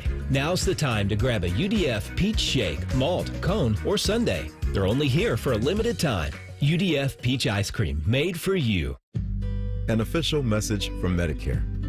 I turned 65 this year. I knew it was time to figure out Medicare, and I had questions, like when to enroll and how to enroll. So I went straight to the official source, Medicare.gov, to get the facts about Medicare. I found answers to all my questions, and I'm ready to get started. And so can you. Just go to Medicare.gov to get the real facts about Medicare. Paid for by the U.S. Department of Health and Human Services. Oh, no. Ah, that's the sound of someone who's misplaced My debit card. their debit card. Where did I leave that thing? Not at the gas pump, or the checkout counter, or the roof of your car. Now, if he has the Chase mobile app, he can use Card Lock. Wait, I could just lock my card. Yep, just a few tippy taps on his phone, and that sound? That's peace of mind from Chase. Chase mobile app is available for select mobile devices. Message and data rates may apply. JP Morgan Chase Bank N.A. Member FDIC. All your favorite fan shows are available when you want them. Head to 971thefan.com and hit that subscribe button. The Fan, Ohio sports destination. The perfect show for quarter zips and khaki shorts. You're listening to Bishop and Friends. All those years ago, when I was in the state of Florida, there were two jobs in local television that we kind of all circled as the two best. One was the sports director at WSVN in Miami, which was the Fox affiliate down there, and the other one was WTSP in Tampa. And so it delights me that the man who currently occupies that is a former intern of mine, my buddy Evan Closky, joining us, sports director, WTSP in Tampa. Buddy, it is great to talk to you again. Was I fair to you as an intern? Yeah, we had a great relationship. I was really appreciative to you and David Wilkinson, who was there at the time. Yeah. You both got me right, and there was a crossroads there. I thought I was going to be a producer at WBNS and stay in town. And you're like, hey, look, if you got an opportunity to go to Fargo, North Dakota, and be on air, do it. You won't do it again. So, and now here I am. So, much appreciation for you, and it's the full circle moment to be talking with you, and glad that I can chip in here. How much did Dom try to derail your career? Yeah, too much, honestly. It's what an institution in Columbus, man. What a gem. But yeah, it's crazy. Obviously I still follow everything going on in Columbus, certainly the Buckeyes, and to see Dom still kicking it, man. That is such a joy, because you really don't see it. You know this. You don't really see many of that more in local TV. So, embrace a guy like Dom, because that is rare. Let's do a little. We're here to talk about the Bucs, so let's get into that a little bit, buddy. It's great talking to you. When did you realize that they were onto something with Baker? I'm talking a couple years ago. Yeah, honestly, he came in, so post Tom Brady, vibes were kind of down after Brady. That last year, even though they won the division, it was a terrible year. You could see this group moving in the wrong direction. They said, hey, we're going to eat all this cap money. We're going to just duct tape and bubblegum this thing. We're going to bring in Baker as a reclamation project and just do it on the cheap. And Baker came in, earned the respect of that locker room like immediately. And when guys like Mike Evans, Chris Godwin, Levante David are singing your praises after 1, 2, 3 weeks of being here, that's a big deal. Those are big names here in the Tampa Bay area. And just slowly but surely, I think if you go back to that Vikings game, week 1, his first game with the Buccaneers, and sort of the runs that he had on third down, lowering his shoulder, you have a fan base and a team that's coming from Tom Brady, who's getting rid of the ball lightning quick and, kind of a hard ass in a sense. And then you have Baker, who's laid back, lower his shoulder. I'm going to bring you into the fight. I'm like one of you, like, I'm a guy's guy. And they started picking up some wins. There started to be some belief. And then surely, he gets that contract and just has taken off from here. And he's moved down to Tampa Bay. Everybody in the community loves him. So he's earned that respect. And he finally got an opportunity to be himself. That's the number one thing he says. In Cleveland, he said he felt like people were telling him to tame himself back. And here, the first thing he was told is like, we just want you to be you. Don't worry about the aesthetics. And that's really helped him hit a certain level here. I obviously knew him in Cleveland, and I always say this about him. He's the best front runner I've ever seen in sports. And I mean it positively. I don't mean it negatively, but like if people have his back and if people support him, he will go. And that's what's happened. He's gotten better every single year. I didn't know if he'd ever be a 70% passer. He completed 71% of his passes last year. I mean, this is elite stuff that he's now reached.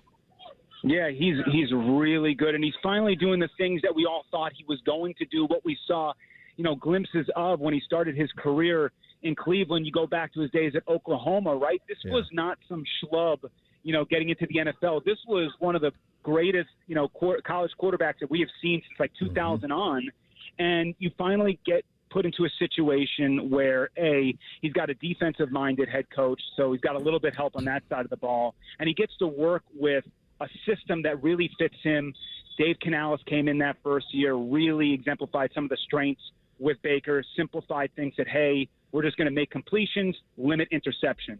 Then he got with Liam Cohen, who is a guru, took 1 year before he got another head coaching gig in Jacksonville, and then sort of allowed him to be a little bit more free and take a little bit more risk, which is why we saw interceptions go up for him, but we also saw him do a lot more stellar play.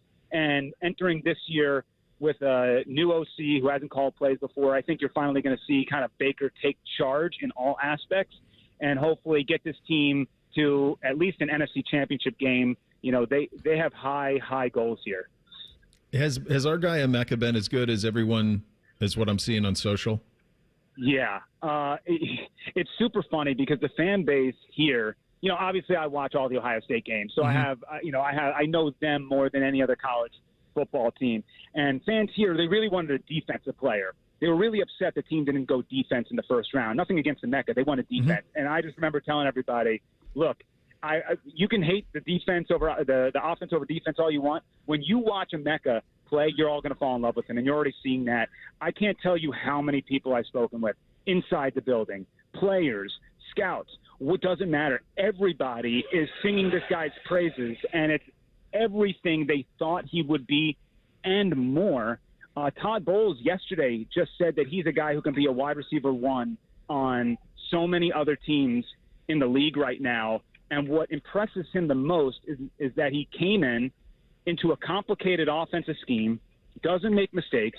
You can line him up anywhere, XYZ doesn't matter, and he's going to do his job. And honestly, people on the outside haven't even seen him block yet as a wide receiver. Right. So there is so much, he is going to be, really, really good, and he might not have all the opportunities yet in his career with Mike Evans, lining up on the other side of him. Chris Godwin will come back this year. But Emeka, he is going to be the future for Tampa Bay Buccaneers football. Give him maybe another year, another 2 years, let one of those stars phase out. He's going to be a face for this franchise moving forward, 1,000%. Well, Ev, the reason that you knew that it was going to be a fit is knowing Baker likes receivers to be where they're supposed to be when he expects them to be there. And that's what Emeka is. He's going to be everywhere that Bake needs him to be right when he needs him to be there. So it just is such a great fit. I look at this roster. We went through the whole division. This team seems clearly the top of the level of this division. You mentioned NFC Championship game. That's kind of what I put as kind of the ceiling. Is that the expectation or the ceiling for this team? Or both? Yeah, I think that I think the ceiling actually is a potential Super Bowl run. I think they would have to be really healthy for most of the season. But I do believe that NFC Championship game is very much a possibility. I think not enough people are buying the defensive changes this team has made. I think when people talk about the Bucs nationally, you look at the number. They were bad last year defensively, and the year before that weren't great either. So I'm not going to argue any of that stuff. But, I'm here at camp right now. Hassan Reddick just picked off Cam Ward. They have the front four of Reddick, Vea, Cansey, Diaby is going to be one of the best front four in the NFL if they're all healthy. They fixed the linebacker position a little bit with Servassier Dennis coming back. I think he's really good. We haven't seen him too much because he's been injured, but if healthy, I think a lot of people are going to know his name by the season end. And then they bring in a couple of guys like Benjamin Morrison and Jacob Parrish, these rookies, a second and third round pick. Jacob Parrish is going to start at nickel for this team. Benjamin Morrison is your cornerback 3, and they probably can go cornerback 5 down without losing too much. And I think this team is going to at least get 20-plus turnovers this season. I would even go to say 25-plus. Like the amount of turnovers they're causing, the emphasis that has been this year, that's typically what a Todd Bowles-led defense does. I have high expectations for the defense, and when you bring that in with a top 5 offense in nearly every statistical category, even if they take a tiny step back, you're talking about one of the best teams in the NFC. If somebody in that division makes it interesting, who do you think it will be? Well, I certainly got my eyes on the Falcons because they're a team that beat the Buccaneers twice last season. But I'm also not sleeping on a squad like the Carolina Panthers. I really believe in Dave Canales as a leader, as a head coach. He's got a little bit of that Dan Campbell in him. He just knows how to rally the troops. And you saw the Panthers from day one to the final snap of the season get better. They'll get Derek Brown, which is going to help them tremendously in the trenches defensively. I thought that they struggled there against a run. Like they were one of the worst rushing defenses, and that might still be a problem this year. But if Ted McMillan can be the Mike Evans for Dave Canales that he was in 2023, and Bryce Young can be everything that we saw in the back half of 2024, you're looking at a much improved Carolina Panthers team that could maybe threaten for a divisional title. Everything's got to go perfect for them, but I think I lean Falcons as the answer, but I have high hopes for the Panthers from the outside looking in. Buddy, it is great talking to you. Congratulations on all your success. Very, very proud of your path and everything that you've done. And it's great getting to talk to you again. We'll do it again soon, bud. Absolutely. Anytime. I'll be down there for the Ohio State-Texas game. So I'm coming back to Columbus. I appreciate you and everything you did to help my career at the start. You, David, Dom, it was just instrumental to me. So thank you. Let's not give Dom any credit. He's fine. Okay. Yeah, you and David. And by the way, as you know, you and I talking about Wilkinson this much just made his month. Like that made his month. Sure. That we're even talking about him. Like he's a lovely family, all those things. But you and I talking about him just made his month. All right. Enjoy camp, buddy. Good talking to you. I appreciate you. All right, there he goes. Evan Closky, Sports Director, WTSP in Tampa on the Bryan Heating Cooling Systems Fan Guest Hotline. 3 things on a Thursday up next. Bishop and Friends right here on the Fan.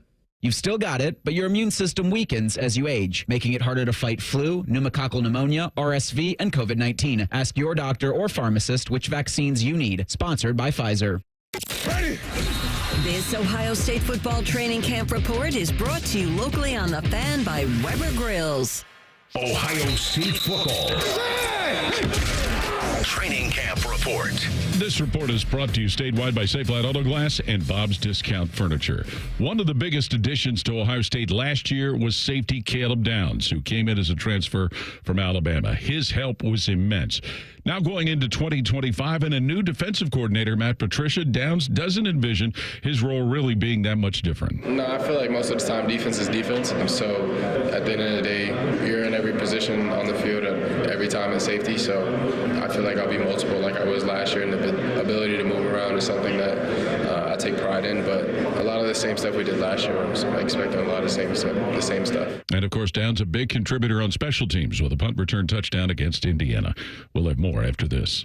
Summer is here, and it's time to plan your style staycation with Bob's Discount Furniture, where you can find everyday low prices on the hottest styles. The comfiest Consumer Reports recommended mattresses, flexible financing to fit your budget, and fast, friendly delivery. So stock up and score everyday low prices, delivered on time all summer long at your nearest store or at mybobs.com. Oh, my Bob! Bob's Discount Furniture, proud sponsor of Ohio State Athletics.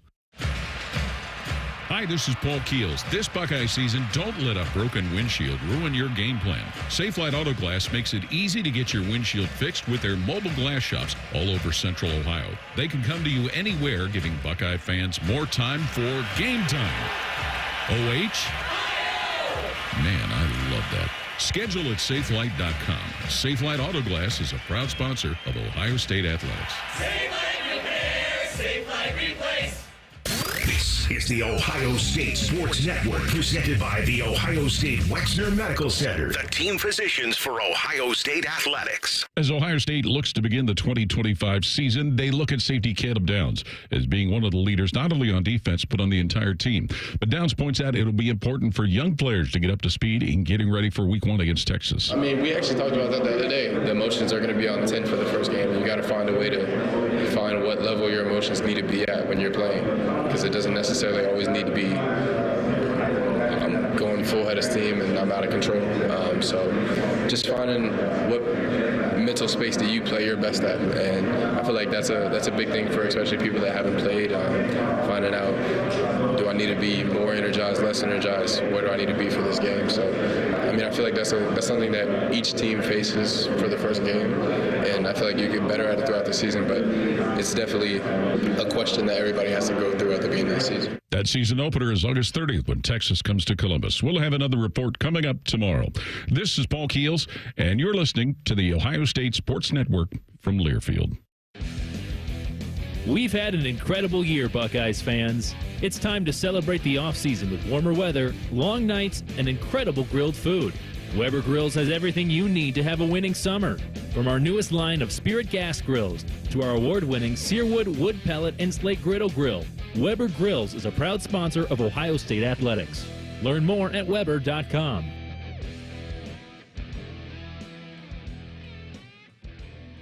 Go behind the scenes of one of the most recognizable landmarks in all of college athletics with a tour of Ohio Stadium presented by Experience Columbus. A seasoned redcoat will be your guide as you make your way through walls of the stadium, into the press box, and onto the field. Upgrade to the VIP package and get special access to the band center and the Ohio State home locker room. From corporate outings and school groups to single-person tours and small families, Ohio Stadium tours offer a variety of options and pricing. For more information, visit ohiostatebuckeyes.com and book your tour. Ohio Stadium Tours, presented by Experience Columbus. The roof of your home protects what matters most in your life. Your family, your memories, your peace of mind. So when it comes time to replace the roof over your head, you need a name you can trust. Newman Roofing. Don't just take our word for it. Here's our friend Cindy on why she chose Newman Roofing over all the rest. We had interviewed and talked with several other roofing companies around the city. The salesperson that came to speak with us was extremely knowledgeable, answered questions, took his time with us. We were happy to make Newman our choice. And you'll have peace of mind knowing that on the day of the installation, we'll give you and your home the respect it deserves. The guys arrived right on time. The crew leader came and talked with us, let us know what they were going to be doing. He was here all day with the crew. That in itself was very impressive. If you're thinking about your roofing or siding, give Newman Roofing a call today. We were very happy with our experience, and we would highly recommend Newman to anybody we talk to. Don't just get a new roof, get a Newman roof. Call 614-NEW-ROOF or visit online at newmanroofing.com. Bishop and Friends is sponsored by Diamond Seller, your true jeweler for over 75 years. The Fan, Ohio sports destination. They'll offer betting advice, but don't bet on it being good. You're listening to Bishop and Friends. Hey, Reese, what do we have on the poll today? Daily Fan Poll asks, how much of tonight's NFL preseason action will you be watching? You've got the Colts at the Ravens, the Bengals at the Eagles, and the Raiders at the Seahawks. Your three options are a ton of it, a decent amount, little to none. 67% of you say little to none. 28% say a decent amount, and then 4% say a ton of NFL preseason action on Thursday. What are the three games other than what are the two other than Bengals? Eagles? Colts, Ravens. Okay. And then Raiders, Seahawks. So, I'd like to see if I'm not going to make it, but I'm always curious rookie quarterbacks. So what's Milroe look like playing in Seattle? Anthony Richardson's not a rookie, but what does he look like if he, playing for Indy tonight? Those are the things I'm looking for. Like we said, if you're a Bengals fan out there, just Joe's going to play, but just get him out as soon as possible. Get all those guys out, put them in bubble wrap, get him out there, have a few snaps, and then everything out of his hand quickly. Have Jamar Chase run a couple of outs, and then just get out of bounds. That's what you want to see. Yeah, I think that's it for me. I'll probably just check in a little bit. I think I'll definitely be paying attention to the Bengals, see how long they keep the starters in. Yeah. I don't know if I have any interest in seeing that later game tonight with the Seahawks and the Raiders. I might check in on the Ravens and Colts, the new Baltimore versus the old Baltimore, and check that out a little bit. But, yeah, I won't be watching a ton, but I'll watch a little. Yeah, bounce around a little bit. All right, time for 3 things on a Thursday. Hit it, guys. 1, 2, 1, 2, 3 things. Sponsored by Buckeye Lake Marina, Central Ohio's largest selection of new and pre-owned boats. Find your next dream boat at BuckeyeLakeMarina.com. Number 1 for me, interesting observation regarding my nearly 3-year-old golden retriever, Buddy Garrity. It appears that he has complete trust in me that anything that I throw in the air that appears edible, he will eat without thinking about it, with the exception to citrus. He will not. I don't know how he sniffs it out, but like if I try to throw him a lemon or a lime, forget it. Not having it. Won't do it. Then it got me thinking, when I was a kid, we didn't feed the dogs. There was just always dog food in their things. And they ate. I mean, we fed them. They weren't hunters. It's dire wolves, but we fed them, but it was always there. There was some sort of thing that auto fed them, so there was always food in there. Anytime it ran out, more food would go in, and they were able to like manage their food. If I let this dude eat whatever he wanted, I would have a 275-pound golden retriever. There is no turning off the faucet. He will consume anything and everything other than citrus. I don't know how my dogs as a kid did it, but they just ate till they were full, and that was it. Yeah, and the older Odie gets, the more I realize that he doesn't have there's no switch. He'll eat until it comes back out. Yeah. Like he'll just consume. Yeah. First thing for me, so Gavin Williams had a no-hit bid for the Cleveland Guardians, the baseball organization, up near Lake Erie against the New York Mets going into the 9th inning. And while that game was going on, or while that game was winding up, you had the Cubs and the Reds. And on Marquee Sports Network, Boog Shambi was calling that game. And as he was sitting there calling it, the video is online. It's hilarious. Because, no, you can't jinx a no-no bid from what would it be hundreds of miles away in Chicago. But as he's calling the game, Cubs-Reds for Marquee Sports Network, he's got on one of the television monitors Mets Guardians. And he's like, and Gavin Williams is throwing a no-hitter. It's the 9th inning. He just struck out Frankie Lindor. Again, you have to watch the video because it's really funny how he says, I might accidentally start calling that game. And then as soon as Juan Soto comes up and breaks up the no-no bid, they go to Shambi and they're like, well, you jinxed it. He's like, I can't jinx a game 1,000 miles away. It's like, no, but you also don't ever talk about the no-hitter while the no-hitter's going on. Come on, you're supposed to know these rules. I think Hammy talked about it because wasn't there some consternation that Guardians fans are having about that? Yeah, you can't talk about the no-no while the no-no's going. You can absolutely jinx it from afar, and the announcer's curse is real, and Shambi is the reason really Soto funny. hit the home run. I'm convinced of it. My first thing, I'll try to make Bo's head explode here, and I'll talk a little more baseball. The Reds starting a series in Pittsburgh against the Pirates this evening, and the pitching matchup is Brady Singer versus Paul Skeens. Now, that'll be fun, and there will be 1,000 strikeouts in this game, but Chase Burns is pitching for the Reds tomorrow. Couldn't we have just bumped him up a day? And had Burns versus Skeens just mowing down everyone. Game ends in an hour and 45 minutes. Let's go home. Number 2 for me, happy birthday, Lee Corso. The institution turns 90 today. You could have made an argument for his last one to be in Tallahassee because that's where he played collegiately, obviously. But it had to end here. And so the final one will be here for the final headgear. I'll tell you right now, he's putting on Brutus. Like, that's a lock. The Brutus head's going on. First one, last one. Second thing for me is Roger Goodell joined ESPN yesterday to kind of put the final bow on their deal with the NFL and the league owning 10% of the worldwide leader. Goodell said that they don't view any of the other sports leagues as competition. They see it as the NFL versus Apple and Google. And I think he's right. It was a ridiculous thing to say, but the more I think about it, I go, yeah, there's really no competition outside of the biggest entertainment companies in the world. You're one of them in the National Football League. Mm-hmm. Yesterday during Hey Guys, we were talking about like our like a bucket list trip, and then it ended up going into sports bucket list trips. And my number one is going with the Blue Jackets on their Western Canadian trip. So I got to looking into this yesterday, and this year the Jackets trip will be from November 5th to November 11th. They'll play Calgary, then Vancouver, Edmonton, and then wrap it up in Seattle. Unfortunately, that's not getting checked off this year because I don't have enough PTO, but that's happening sometime soon. Rely on me for that. I've been to those places. Well, when it happens, I will. I'll help you with all of those things. Yeah. Go ahead, Reese. Well, I was just going to say, if we have time for a third thing.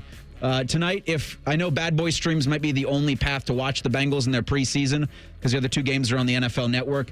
Brandon Beam, Pat Murphy at Yogi's in Grandview for a Buckeye show at 6 o'clock. Well, there you go. And you got Rothman and Ice to look forward to, which is nice. That's coming up next. Thanks for listening, buddy. Bishop and Friends right here on The Fan.